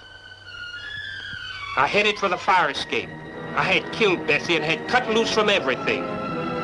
I was free to face him and fight it out with him. I was going to sell my life at the highest price. That's how it happened, Mr. Max. Now you can tell them all.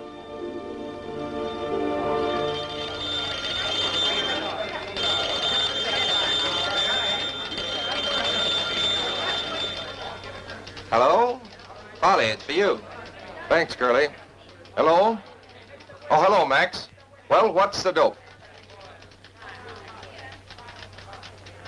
What? He admits he killed her? Yeah. But I just had a talk with Snippy down at headquarters. He says Bessie Mears never even suspected that he tracked them down. Thomas got the idea that his girl and that stool pigeon Snippy were working together. He thought that he was sticking with him just to turn him over to the police. Listen, Max, that guy must have gone crazy. So he killed that poor girl for nothing. Looks like he put you on the spot this time, Mr. Max. I wonder what I can do for that boy now. Yeah? Fear has haunted Thomas to the very end. Well, Max, don't forget our deal. Remember you promised me the inside story. How about some details, huh?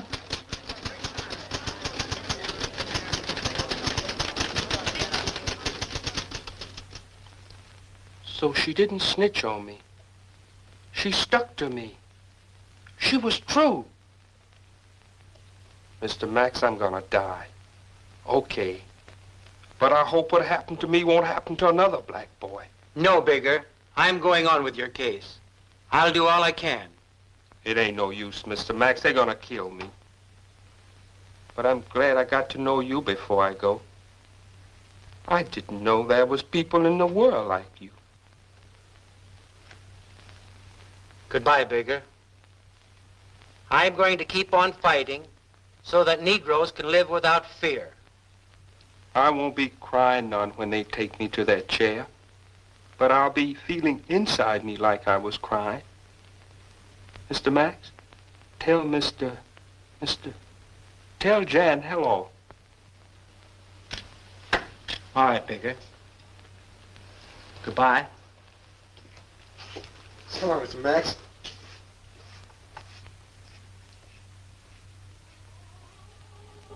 Another boy done gone, a boy we know will die. He's going home tonight to meet a higher judge who can look past his skin and see into his heart. Oh Lord, let mercy rain on him and wash his sins away.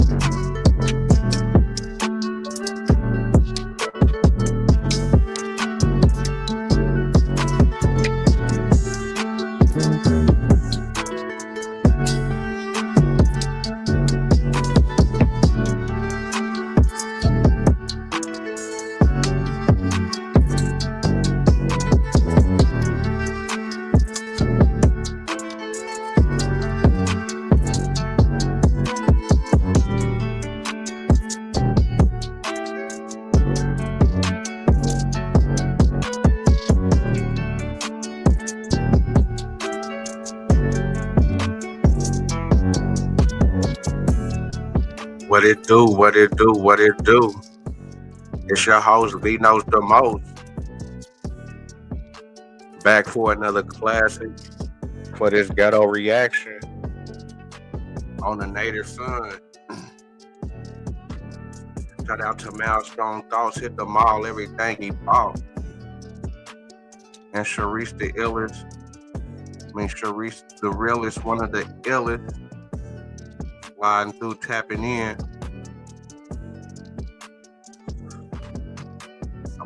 But I wanted to give my small reaction of why I brought this movie to the table for the folks. I just thought that it was a coincidence with some of these early movies. So like, there's some things I want to point out within this movie that make me believe, or that make me say that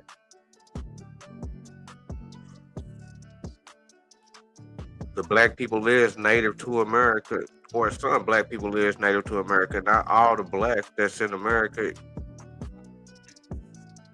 but I'm gonna say majority, or a lot of them. And the reason that I'm saying this is because this is the second movie, as far as old school movie. This movie comes from 1951. This movie comes from 1951. And what caught my attention was the title of the movie, The Native Son.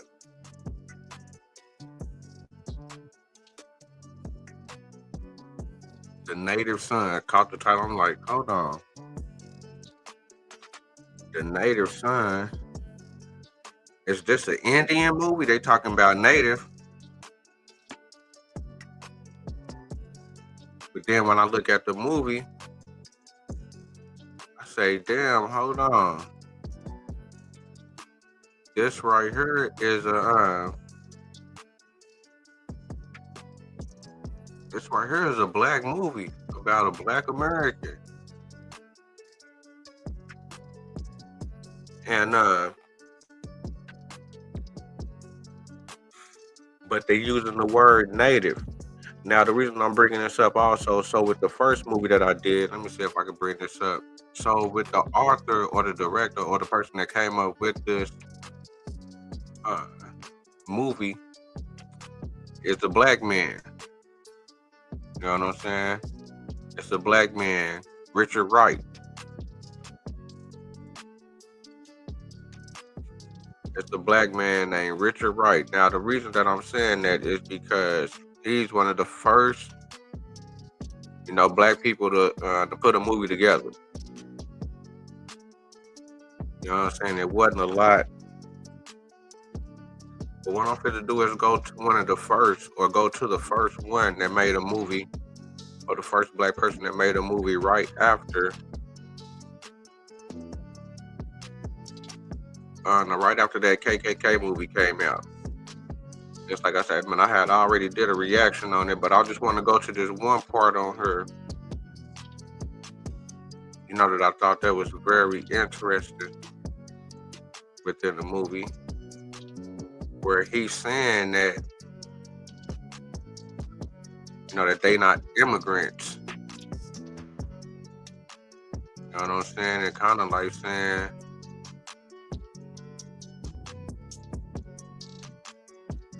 you know what I'm saying, like they from here. You know what I'm saying, like they from America. But I just thought that it was interesting within this movie also because, within these early movies, with these black people, they not talking about Africa. They not making any movies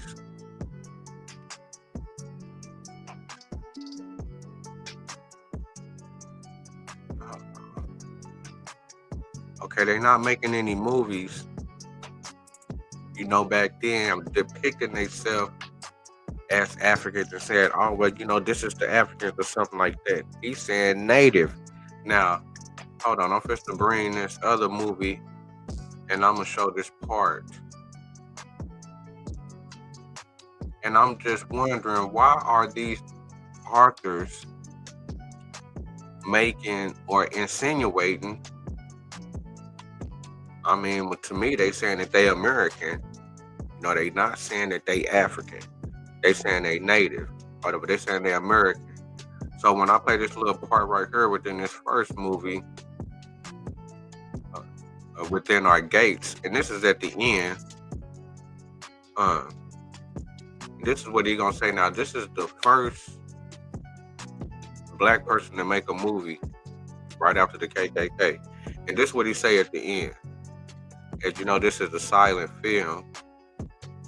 So he say, be proud of our country, Sylvia. We should never forget what our people did in Cuba under Roosevelt's command. But he's saying our country. He's talking about America. So hold on, it's gonna say something else at the end that I felt that was kind of interesting. That I'm gonna put with this movie. Hold on, it's coming up here in a second. Mexico. Make sure that you're pulled up and rolled up. I'm so glad that you showed up to comment, like, subscribe, tell a friend, and do it again. Now, it's going to be the next little thing that come up that, that caught my attention. This right here. We were never immigrants. We were never immigrants. Now, just like I say,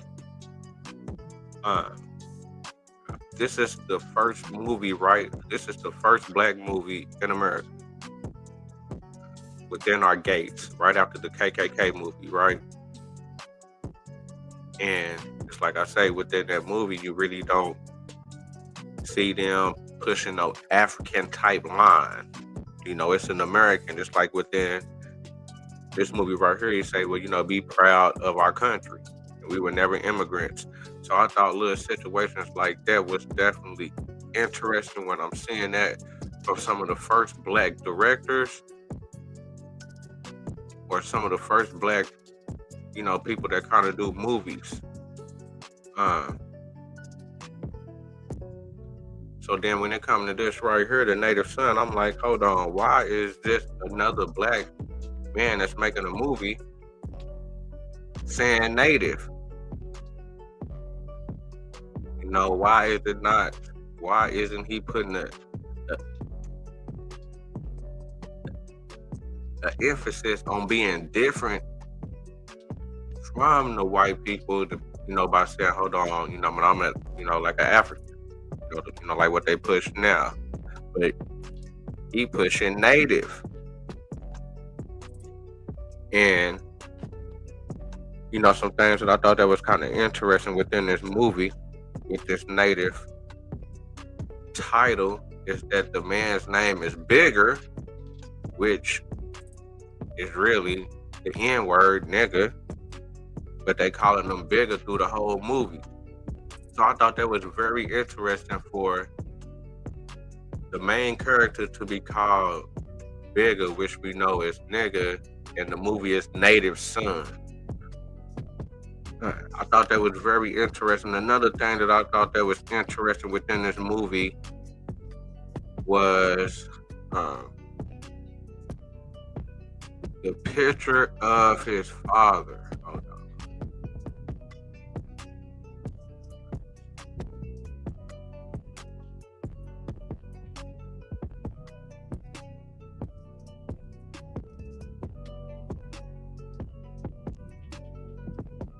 So that was the picture of his father. Now, I'm not sure if that was, if he was using a real picture.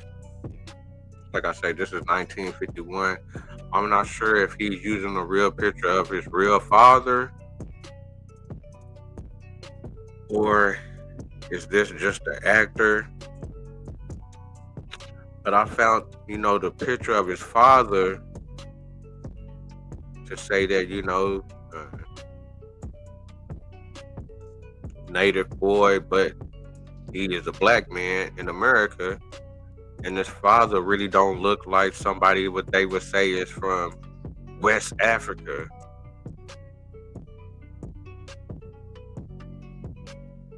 Now, if you go look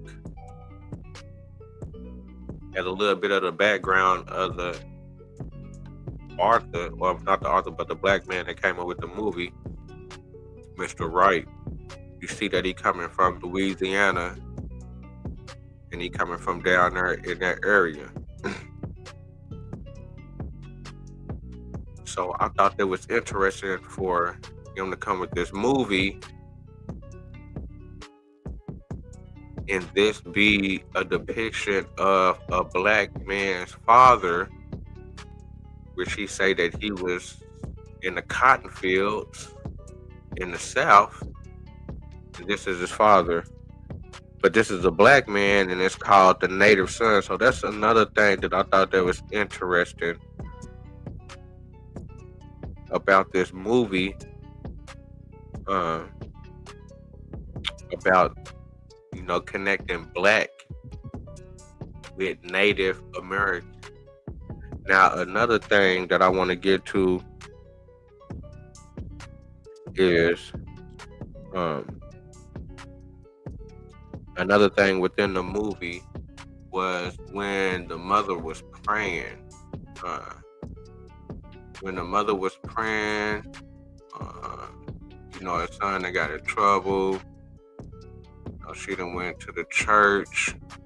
She done found out what was going on with her son. Hot. She worried. So one thing that I thought that was interesting right here was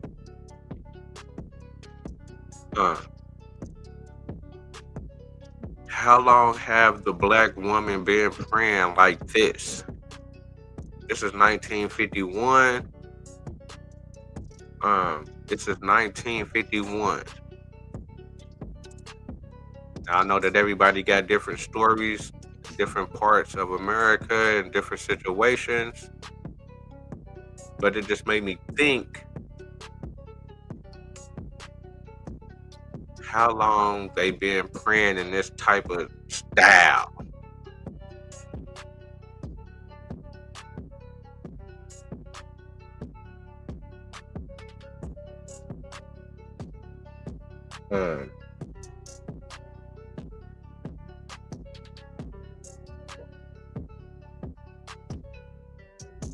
And on top of that, really, how long in America have they been accusing black men of doing something to white women to where he was already spooked?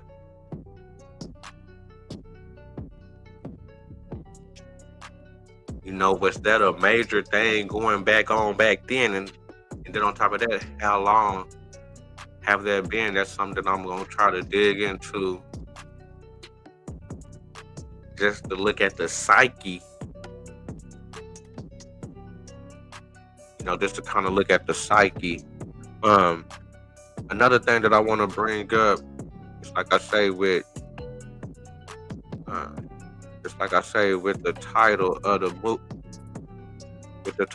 movie being a native son. They using the word native. That's what was throwing me off, like native, but this is a black movie. You're saying native. This is early in the game. This 1951, black and white movies.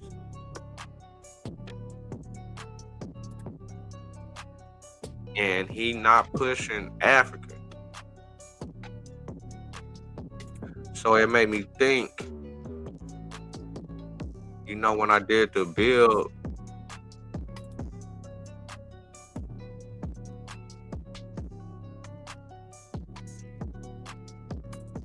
you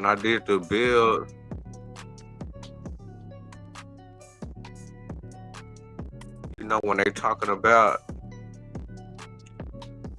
well, as far as, you know, calling these black people natives Americans within this picture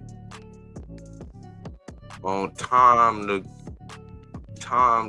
Two Good Shoes or whatever the character name, I forgot his name. But this is in the the late 1700s or the early 1800s.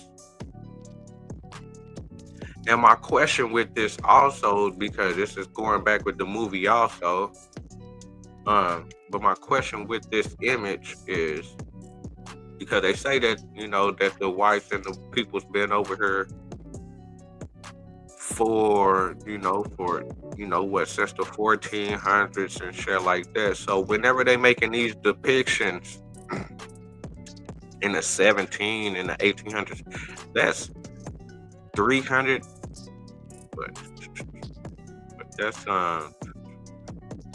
but that's 200 to 300 years after contacting for them to still be or for them to be making images of black people, and they depicted them like this, and then they would try to say, well, it's it's a wrong type of picture. That's not the right type of picture. Whoop, whoop, whoop, whoop. But I just find it very interesting that after 200 and 300 years that they would still be making a mistake. They would still be making a mistake. By knowing who are, the natives to America. Now, and I'm not saying that, that everybody was black, but they try to say that it wasn't no blacks over here at all.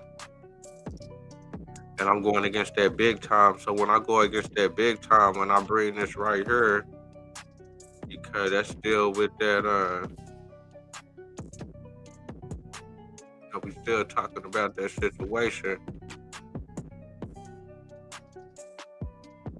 So, when I go to AI, Tommy Two Shoes showing the Indians to watch in 1804. So just like I say, in 1804, these depictions, and this is 200 to 300 years after the fact, they done touched down. So they shouldn't be having no discrepancies of what the folks look like. But refers to the famous illustration from a children's book called The History of Goody Two Shoes and the Adventures of the Brother Tommy, where the character was depicted showing a pocket watch to Native Americans, people likely during a scene where he encountered them in his travels. So that's going back to that picture. Just like I say, what they say, despite its problematic representation, this image is considered culturally significant as it provides a glimpse into how Native Americans were often depicted in early children's literature. And just like I say, I found that very interesting for the fact that it being past 200 to 300 years, and they saying that the folks is still wrong. But we're gonna push back that. We're gonna push past that because of the fact we got The Native Son. We got the movie called The Native Son, and it's a black movie, and it's written by a black man from America. And we go back to this same situation, which I'm gonna bring up the other book, but let's say, okay, so after Tommy had been at sea for some years, unfortunately passed away in a part of the coast of Africa inhabited by the Hutus or the Hottentots. So, hold on, I'm going to come right back to this because I want to keep this in sequence with what I'm talking about.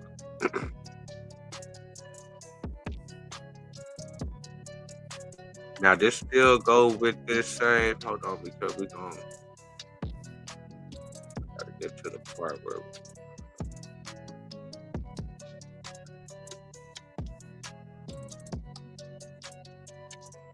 okay, so we got the same situation. So we just got done looking at this image right here.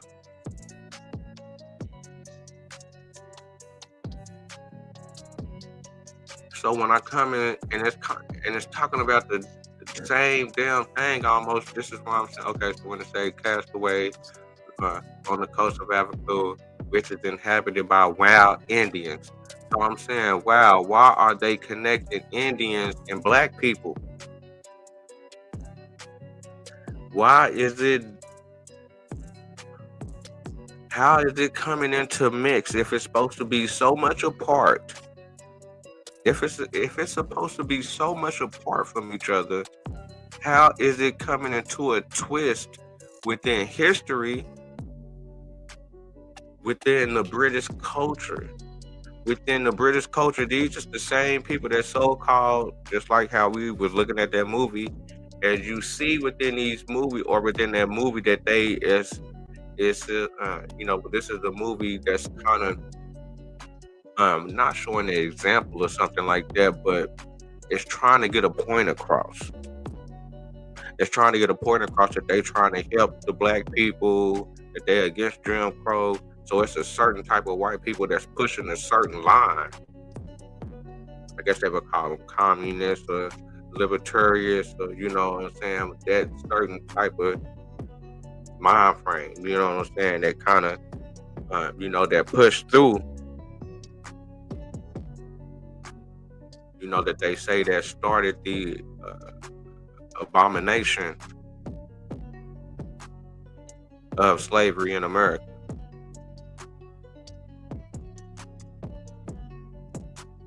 So just like I say, I find it very interesting when it's coming from the same type of people that's the liberals today in 2025. These is the same type of white folks, but these is the white folks that was back then in the 17 and the 1800s. So, well, I guess 17, 18, and leading up to the 1900s up to right now. Them pushing that line of liberty, should nobody be enslaved, we gonna abolish slavery, we gonna try to get everybody equal rights around the world, that type of game. But just like I say, when we look into their books, when we look into their history books, and they making depictions of to where it looked like it's a connection between Indians and blacks. Why are they coming up and publishing stuff like this and putting this out to the world, even though they saying, oh, it's a children's book, it's a children's teaching, but they still teaching geography and history, and they still it's not just a fairy tale. And that's the slick sloppy to where it's kind of hard to get a standing in that ragged terrain with the knowledge, but just like I say, I still don't acknowledge what I'm seeing. I got to acknowledge these people writing books and saying, they going to the coast of Africa that's inhabited by wild Indians. At the same time, we coming up with, when we go to AI, we talking about the same situation, and they showing, when I show the picture, they talking about Native Americans, and just like I say, why is this black man in the 1950s that's coming up with the movies, one of the first people that's black that's doing movies, why is he naming this movie Native? Why is the first black dude to ever do a movie over here in America within our gates? Why is at the end of his movie he's saying, be proud of our country, and we're not immigrants? Why is he making those type of statements? And why is not a clear push for them to say, for them to come up with, why they not the first ones that's coming up with the African movie?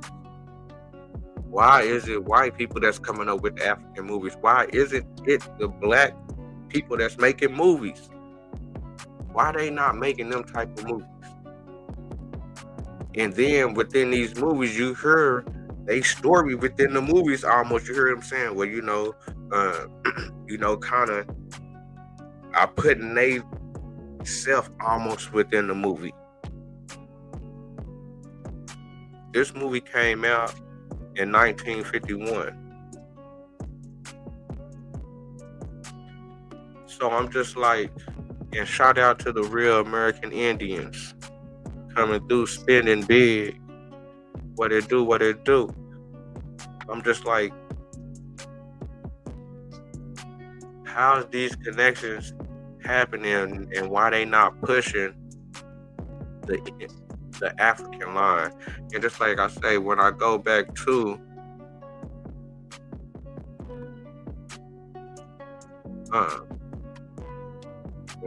this part, and then we go to this image. This is the images that they coming up with, that they're depicting other peoples.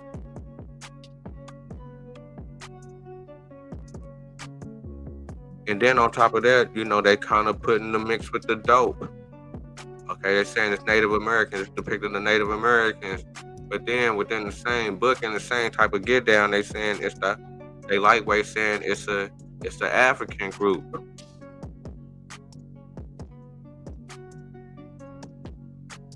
But then within the other book, they're saying they're not saying Native Americans in the book, but they saying wild Indians.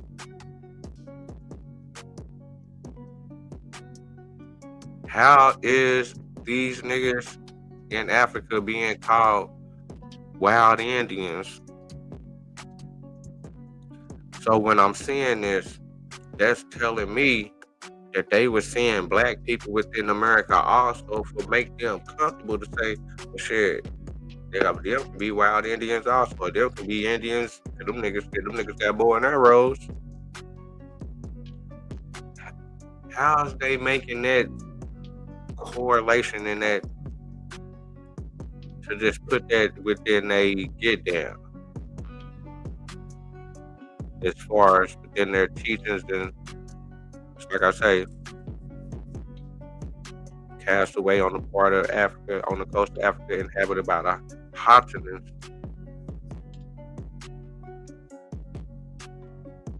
Here, damn near the same. It's not the same text.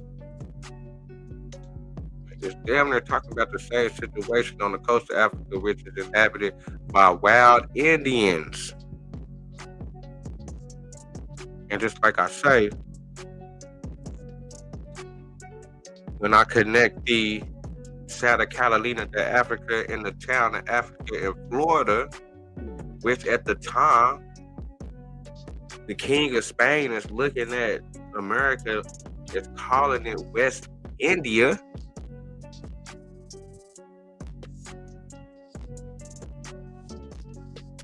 And just like I say, the inhabitants that's found by the Europeans are called Indians.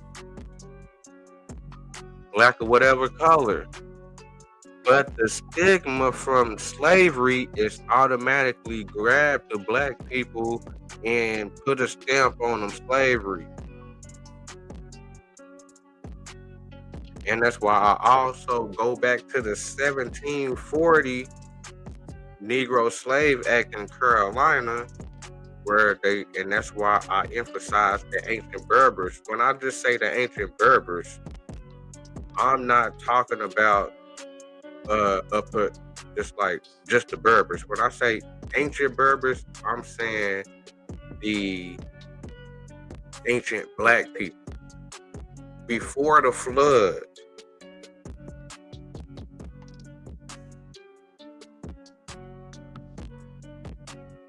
Now, when I say before the flood, I'm talking about because when they say Berbers, they try to say it's North Africans.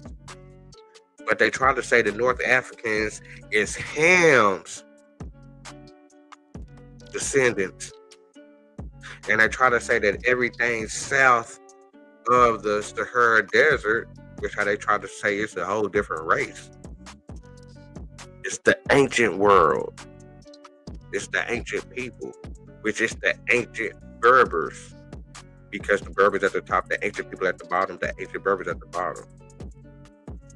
But that goes to all the black people around the world that they found, because all the black people, which is supposed to be, matter of fact, let me bring this up. Matter of fact, because I was looking at this, and it was a slang dictionary back in the 1800s. Hold on, let me see if I can bring this up.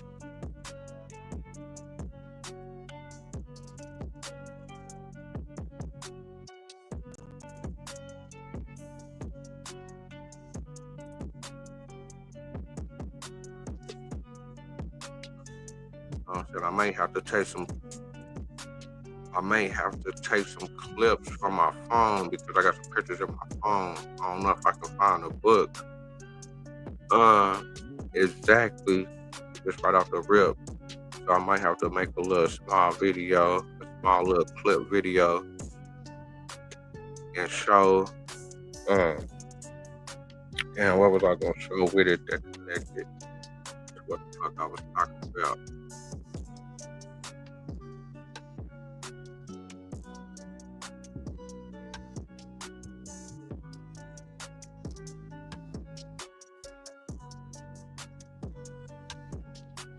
But yeah, I was gonna try to give you some of these. It's called the Dictionary of Slang, but I gotta figure out where it's at. I don't know where it's at right now.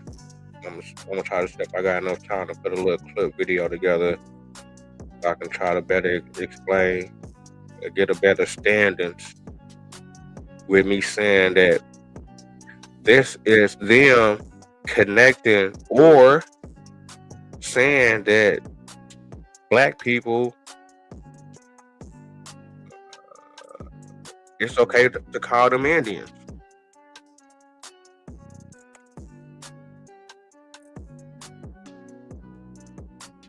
But it's like I'm saying,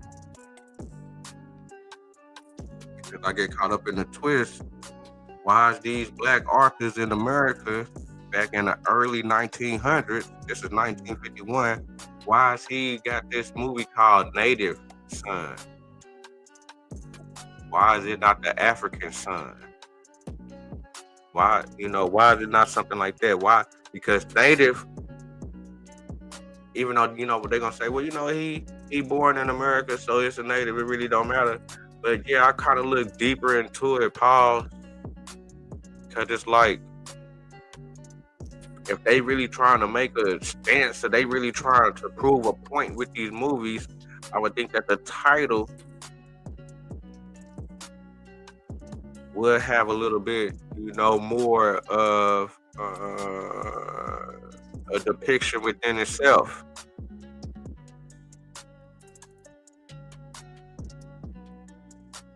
So it's like I say, when I'm seeing this art to say, okay, this is the Native Son, but it's a black man in the movie doing some crazy shit to a white woman, but then the movie ended up being about like helping out black people.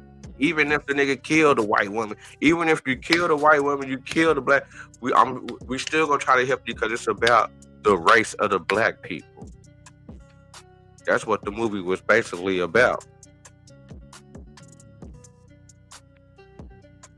But I'm still tripping off the title. And then I also go back to the first nigga. I mean, not nigga, but the first black,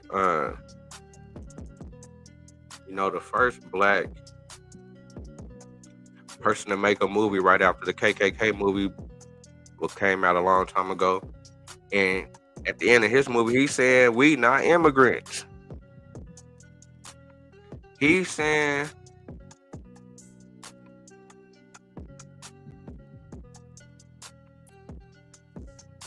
be proud of our country.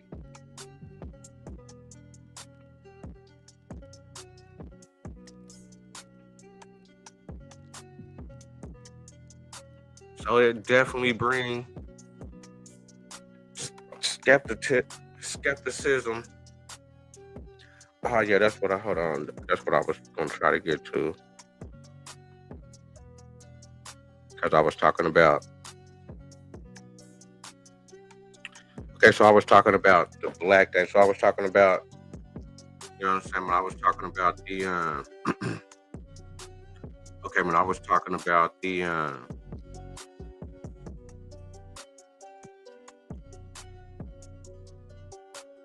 okay, when I was talking about how, as far as like that ancient world shit, you know what I'm saying? And I'm talking about how the disrespect of just seeing black people, well, seeing black people within the new world, see, it's different. I'm saying that it's different within this new world of how they handling black people within the new world. Because within their little dictionary, within their little slang dictionary in the 1800s, what the black man, hold on, let me look at this real quick.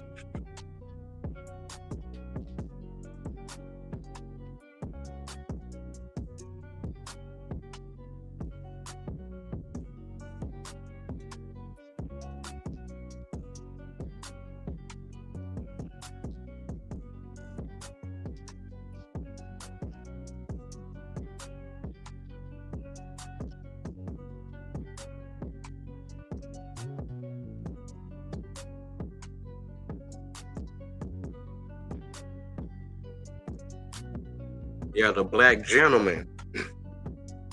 The black gentleman is the devil. So just like I say, the black gentleman is the devil. This goes back all the way back before the 1400s.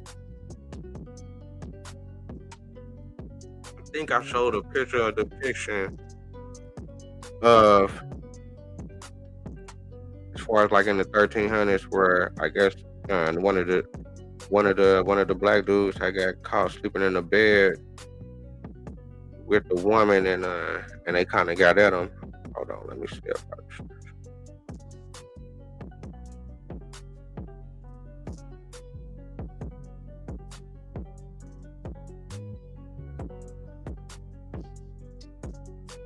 Hold on.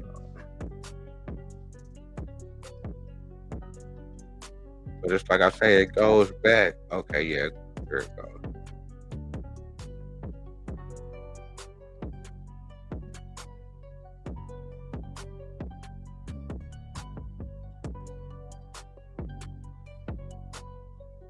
Put this in the mix real quick.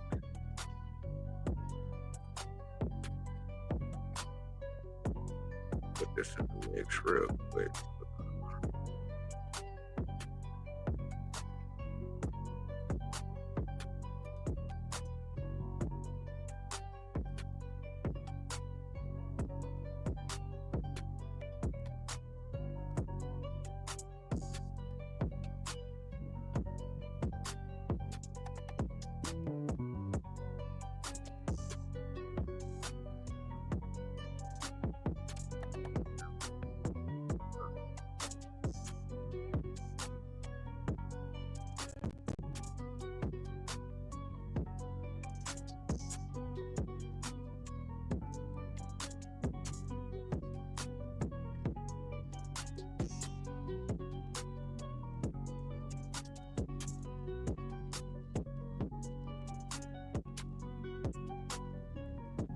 Yeah, man, make sure that you're pulled up and rolled up. You know, I'm so glad that you showed up to comment, like, subscribe, tell a friend and do it again.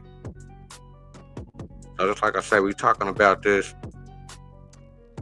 So the automatic off the top, you know, because they try to say, you know, whenever I bring up this little situation, and when I say, yeah, man, as soon as they see the black people, man, it's a automatically grab, and you know what I'm saying? When they heathens, they pagans, you know what I'm saying? But they fucked up, we gotta, you know what I'm saying? We gotta get them, you know what I'm saying? And so, you know, they try to say, you know, when I bring it up like that within the new world, they try to say, Well, you know, they was treating all the people like that as far as the like the Mexicans and Eskimo type motherfuckers and shit like that. Like, oh yeah, they treated everybody like that. If they, you know what I'm saying, if you didn't know God, and they was gonna, you know what I'm saying, say you was whoop whoop whoop whoop. But what I'm saying is that it's an extra push on the black people. Like, yeah, it's an automatic we get them, but it's like I say, the Spain and them have started putting out certain little laws and saying, like, okay, where you know you can't get at certain people, but the black people can't get away from it. Certain people can get away from it, but the black people cannot get away from it because the black people is labeled as the devil. And this depiction going back to, I think this is like the 1300s. So you got a situation right here. As you see, I think this is like Latin or some shit. You got a situation where they finding, this is before they even came to America. This is in the books before they even came to America.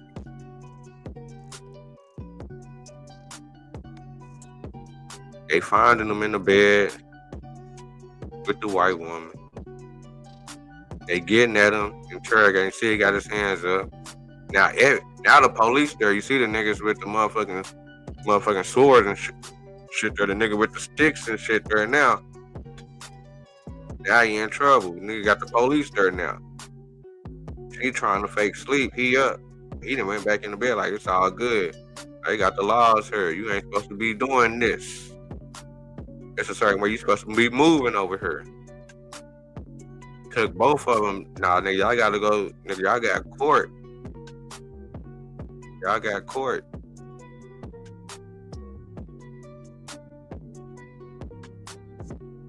You got court. You gotta go see these people. They making an argument.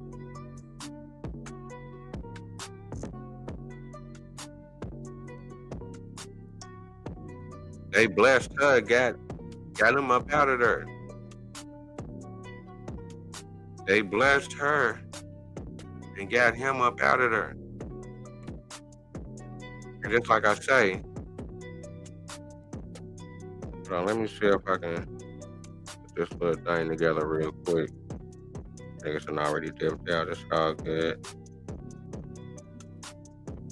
Right, 2025. Let me put this little thing together real quick.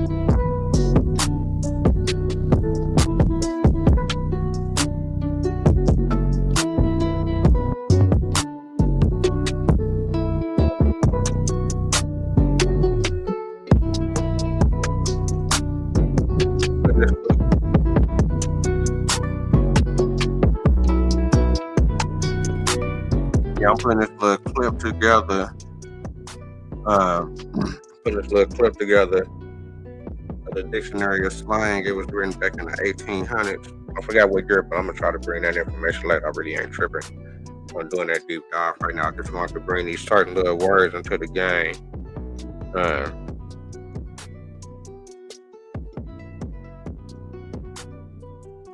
Get this going real quick. Hold on.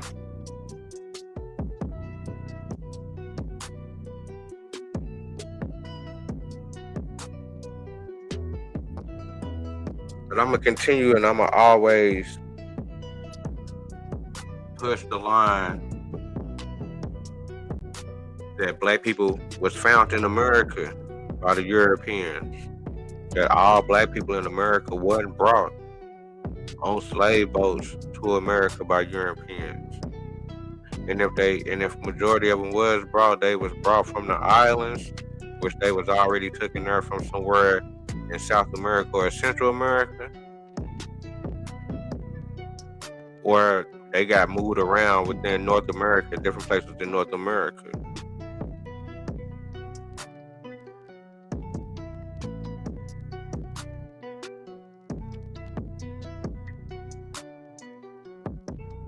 I'm gonna push that for sure. Hold on, let me see if I can get to show you these words real quick. To put more emphasis, because I'm putting more emphasis when I'm showing this. I'm putting more emphasis, or I want to put more emphasis on how they looking at the black man.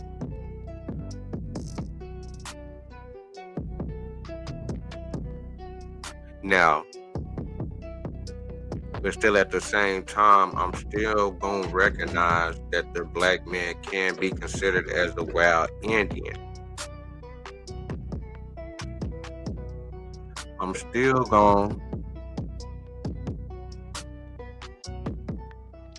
trying to recognize and understand that, real quick, that the black man is also the hottest commodity as far as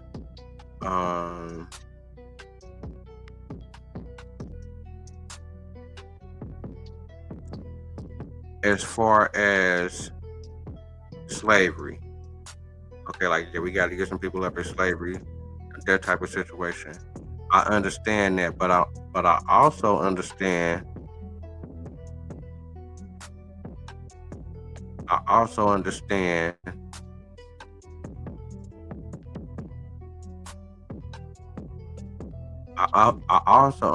that they are finding these black people in different parts of the world and in America. And I'm understanding that when you're found in America, that you're automatically is an Indian. But they but they moving like Indians also. When I'm saying they moving like Indians, they got born in their roads, they living off the land, they speaking the language, they living within the culture. They got leaders, they from the same race. I'm saying that's what's going on in America. These people are being found in America, but they automatically putting a runaway term on them to say, well, they had to be runaways from somewhere because of the prejudice and the racist to where they couldn't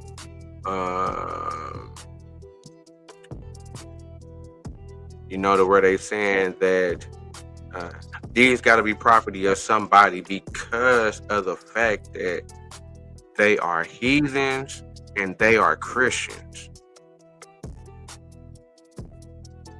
So they only gonna get so much love as of being Native American. Now they gonna recognize that because they found them here. But anything other than that, when you black, you slave on top. Anything, it don't matter. Now when I'm going right here, when I go to the word Indian,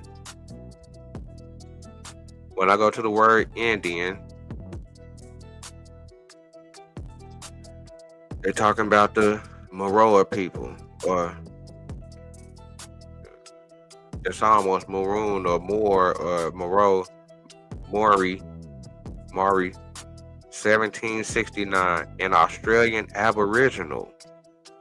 1770, Australian, New Zealand. So they calling, see, once again, see, break that real quick. See, and that's why. Now this is in the 1800s. This dictionary is coming from the 1800s. Now I'm gonna try to bring the dictionary back another day, but today this is not gonna be the day where I'm gonna bring out the dictionary where you can go get all the words. But I'm gonna go on and, you know what I'm saying, I'm gonna try to bring that into the game. But I don't have it right now. This time I gotta go through my phone and stuff like that. But I just did a little snippet video where I'll be able to show y'all some of the stuff I want to show y'all from the dictionary.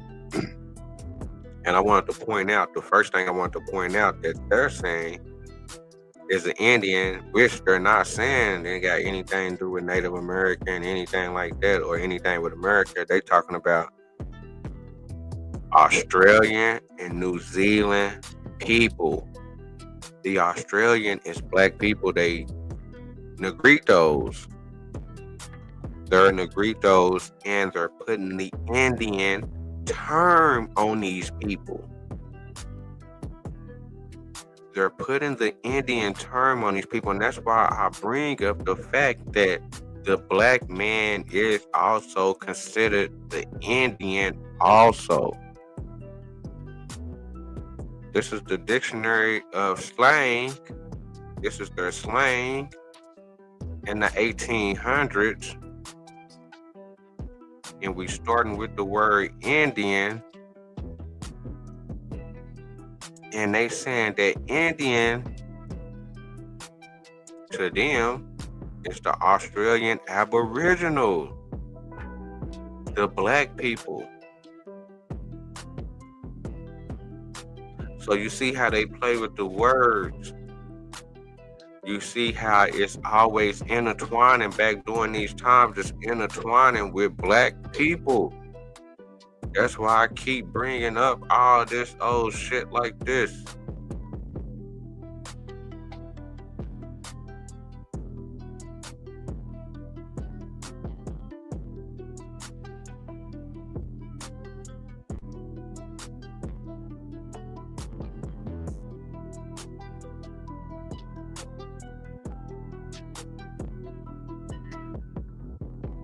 How is Indian being connected to black people? This is in the 1800s, matter of fact, 17s. We're going to keep it going to the next.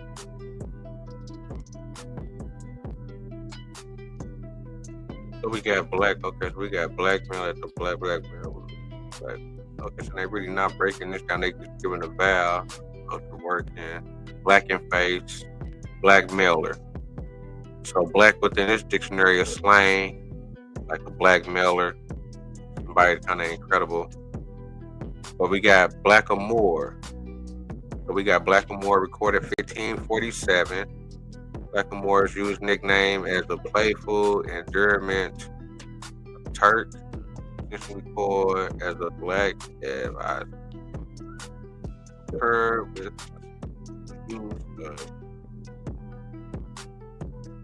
so that's the term that they coming with black within this dictionary of slang. Now, there's a couple other things I want to point out within this black thing with it, because I want to point out. So we got black boy. It says a person. A black boy is a person. Black birders. Kidnappers of Polynesians for labor.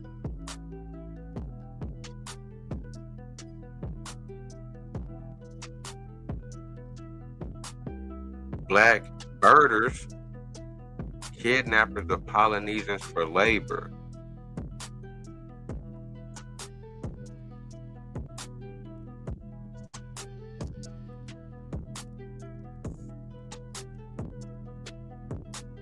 We got Black Charlie down here, Sir Charles Napier, 1786 to 1864, a British admiral.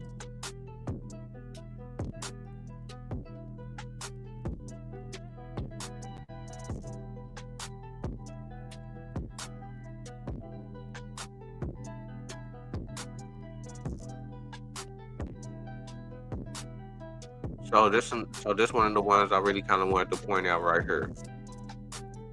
Black gentleman, the devil.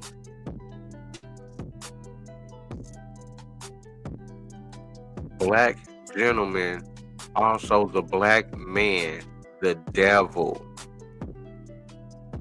So when I point that out,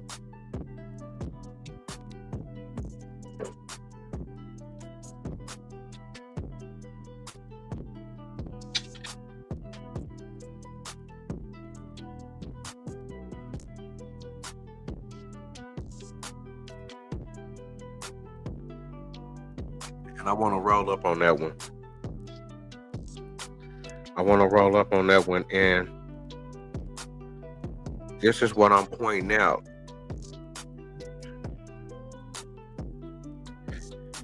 This is what I'm pointing out of when they going around the world and they running across black people. It's an automatic intimidation that these people are the devil. It's an automatic intimidation that these people are the devil.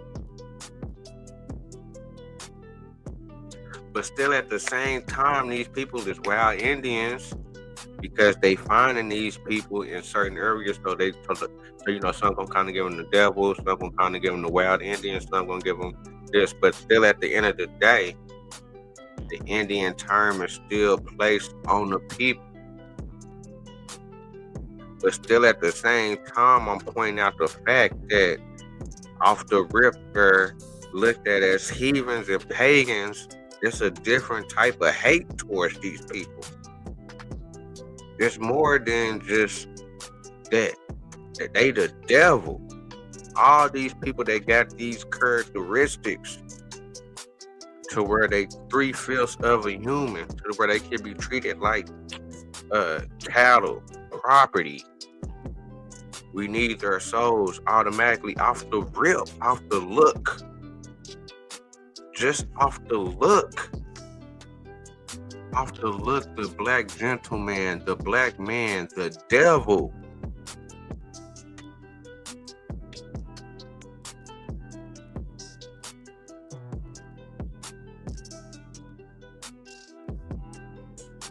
And I want to,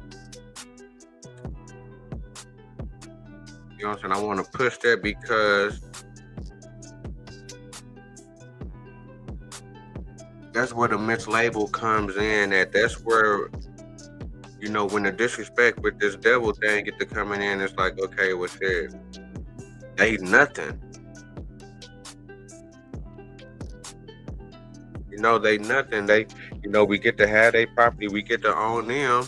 They're nothing. So we can just put any label on them. They slaves, they runaways, they freemen, they this, they that, any type of label.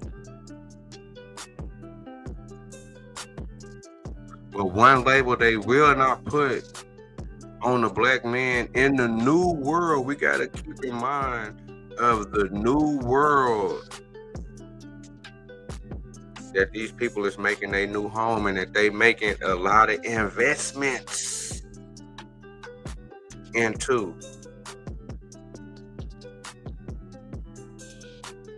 And the investors need to know that everything will be, that their money gonna be okay.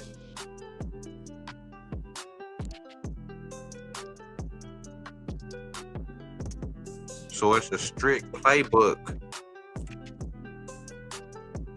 It's a strict playbook on how they handle these folks or how they just handle black people. We got the Black Guard.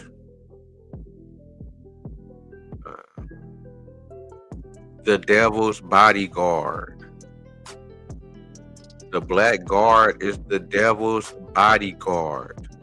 So it's just more of me pointing out a criminal at the bottom, a criminal.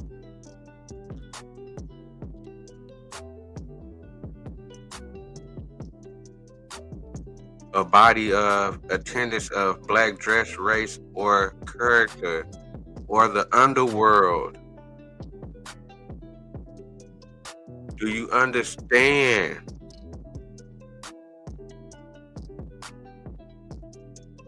Even if a nigga is found in America, it ain't no land rights. It ain't like this is yours. No, this is mine. Because you're the devil.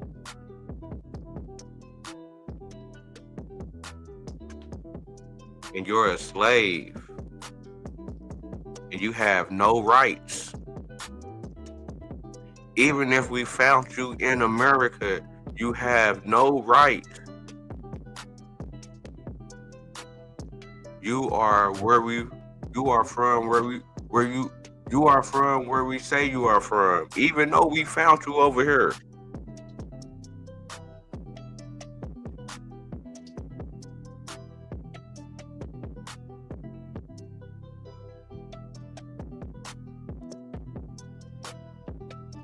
I guess this is some more stuff on that black guard.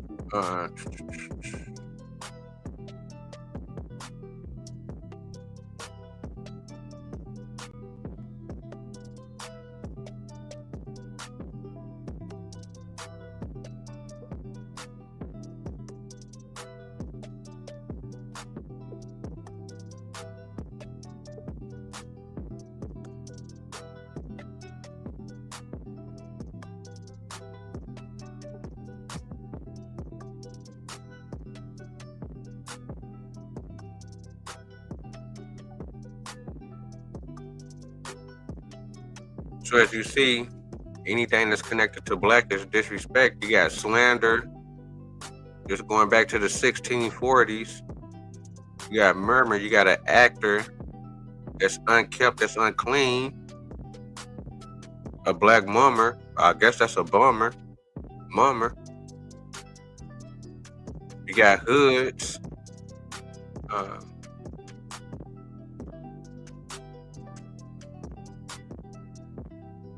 You got a black neb, a person with democratic sympathies.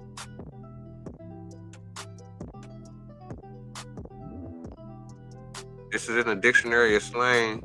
I ain't gonna be able to get you the year right now, but I'm gonna get that to you here coming soon. We got the black spot again, the devil.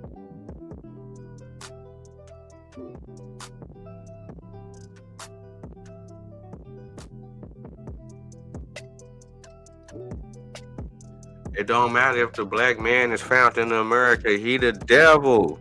He have no land. He like cattle.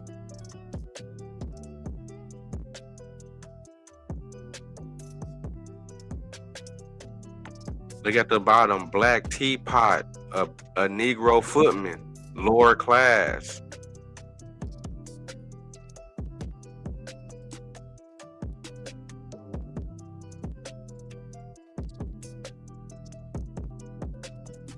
Black spot, the devil.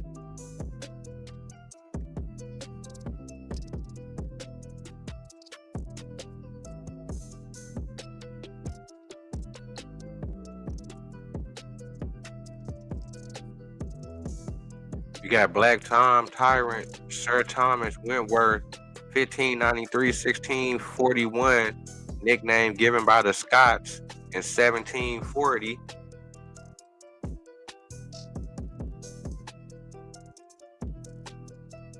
You got the Black Watch, the Royal Highlanders military, 1725. They're dark tartan.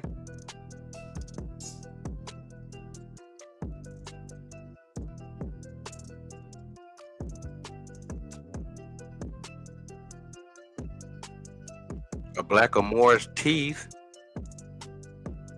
some shells.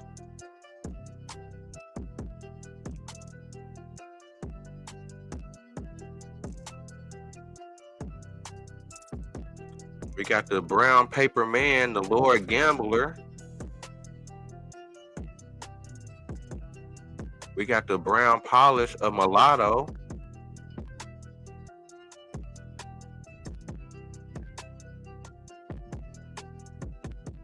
Brown talk, very proper conversation.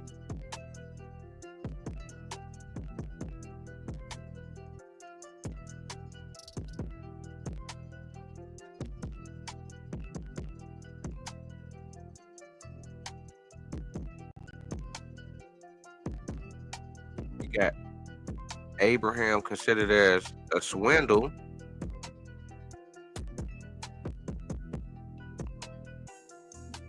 A sham.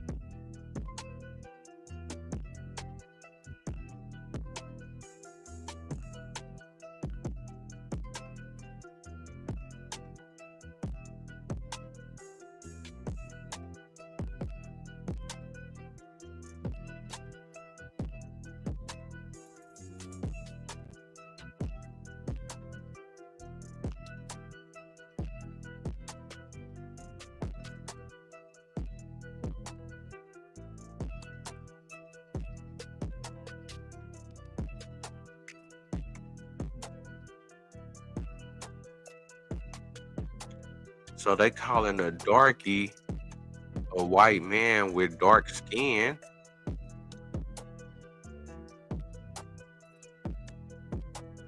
At first, a gypsy nickname. Darky was a gypsy nickname.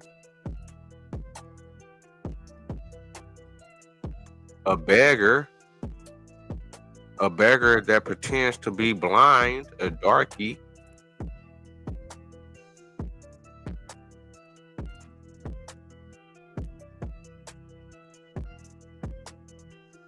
Or a man surnamed Smith.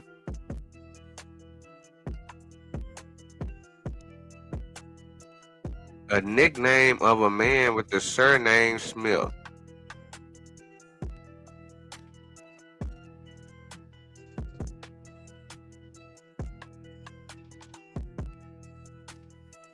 The Moor, the prison on Dartmoor.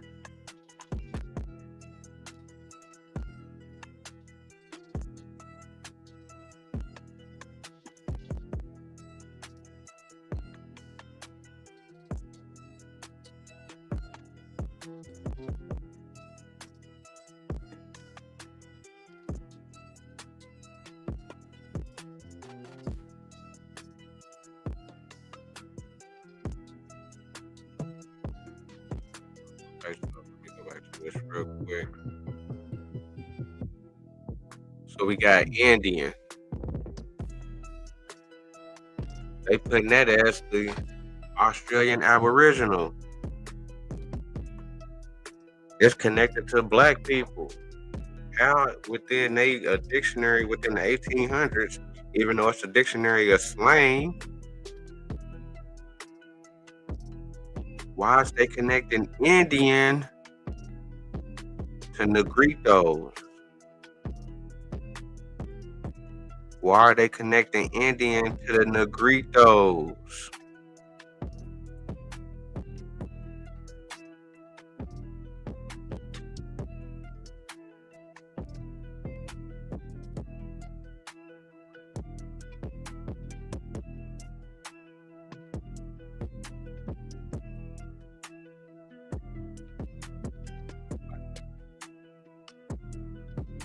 The black gentleman, the devil. Blackguard, the devil's bodyguard.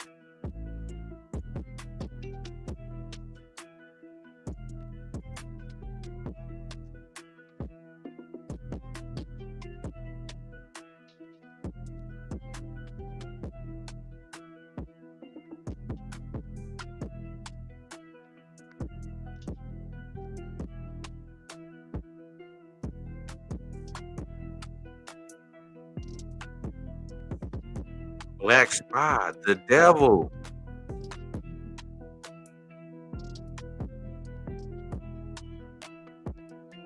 I just want to emphasize those good things right there to say that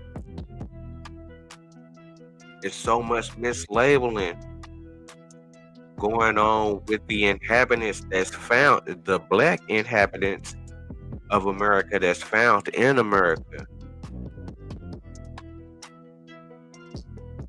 to where we found in America automatically be put the label of devil, heathen, pagan, because of the characteristics, because they saying, no, y'all are black people also, y'all are the ancient Berbers, y'all are the Africans, y'all are the Ethiopians, y'all are the Guineas, y'all are all these people who we consider as pagans, heathens, the devil, and we need your soul. You need a master, and we're your masters. Don't matter where we found you at.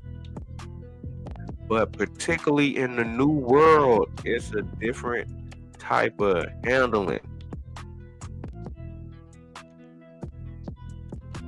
And it's a whole different ball game of disrespect of,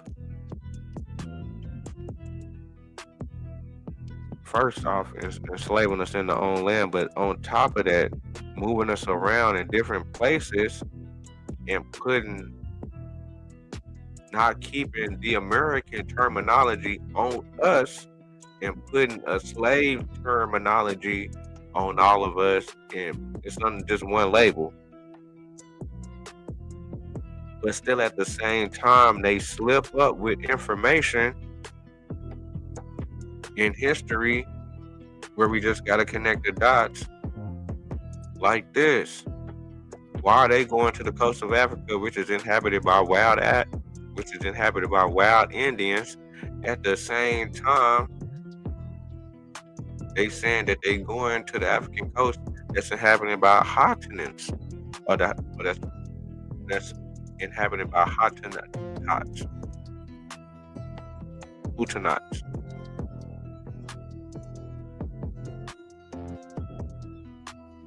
At the same time, making a depiction like this. At the same time, making a depiction like this and putting Indian term on them, and then at the same time,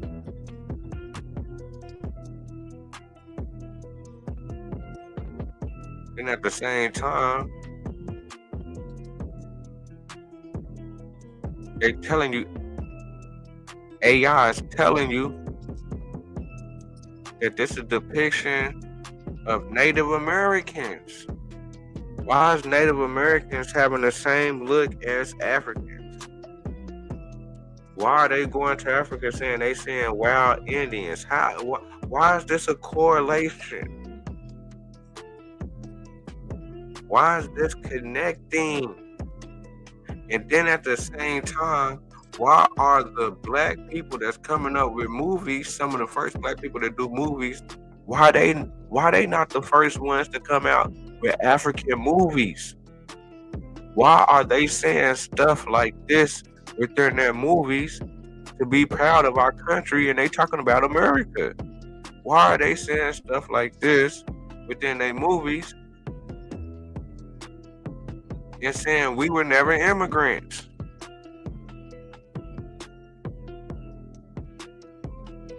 Why is a nigga coming up with his title of a movie, The Native Son? Why is all this happening in America?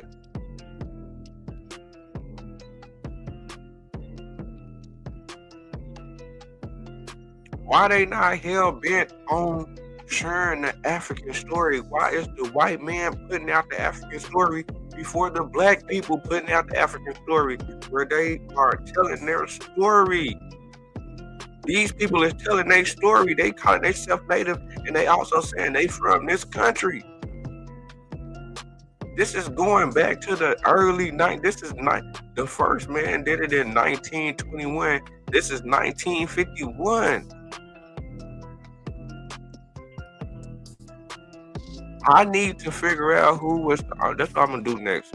Who was the first black man to come up with, or to put out, or to do a movie? Was it Roots? Are they telling me that Roots was the first black man to do a movie and say, I'm finna connect? We finna do some African shit. Was that the first black movie? I gotta look into that. Why is everybody else before that talking about this is our country, we Americans, we were never immigrants, I'm a native son?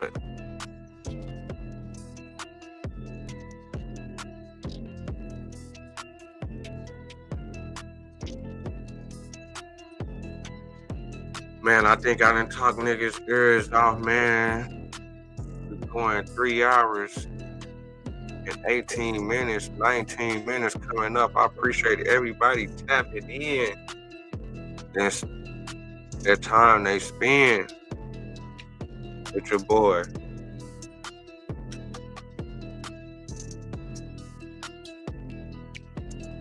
Make sure that you're pulled up and rolled up. You know, I'm so glad that you showed up to comment, like, subscribe, tell a friend, and do it again.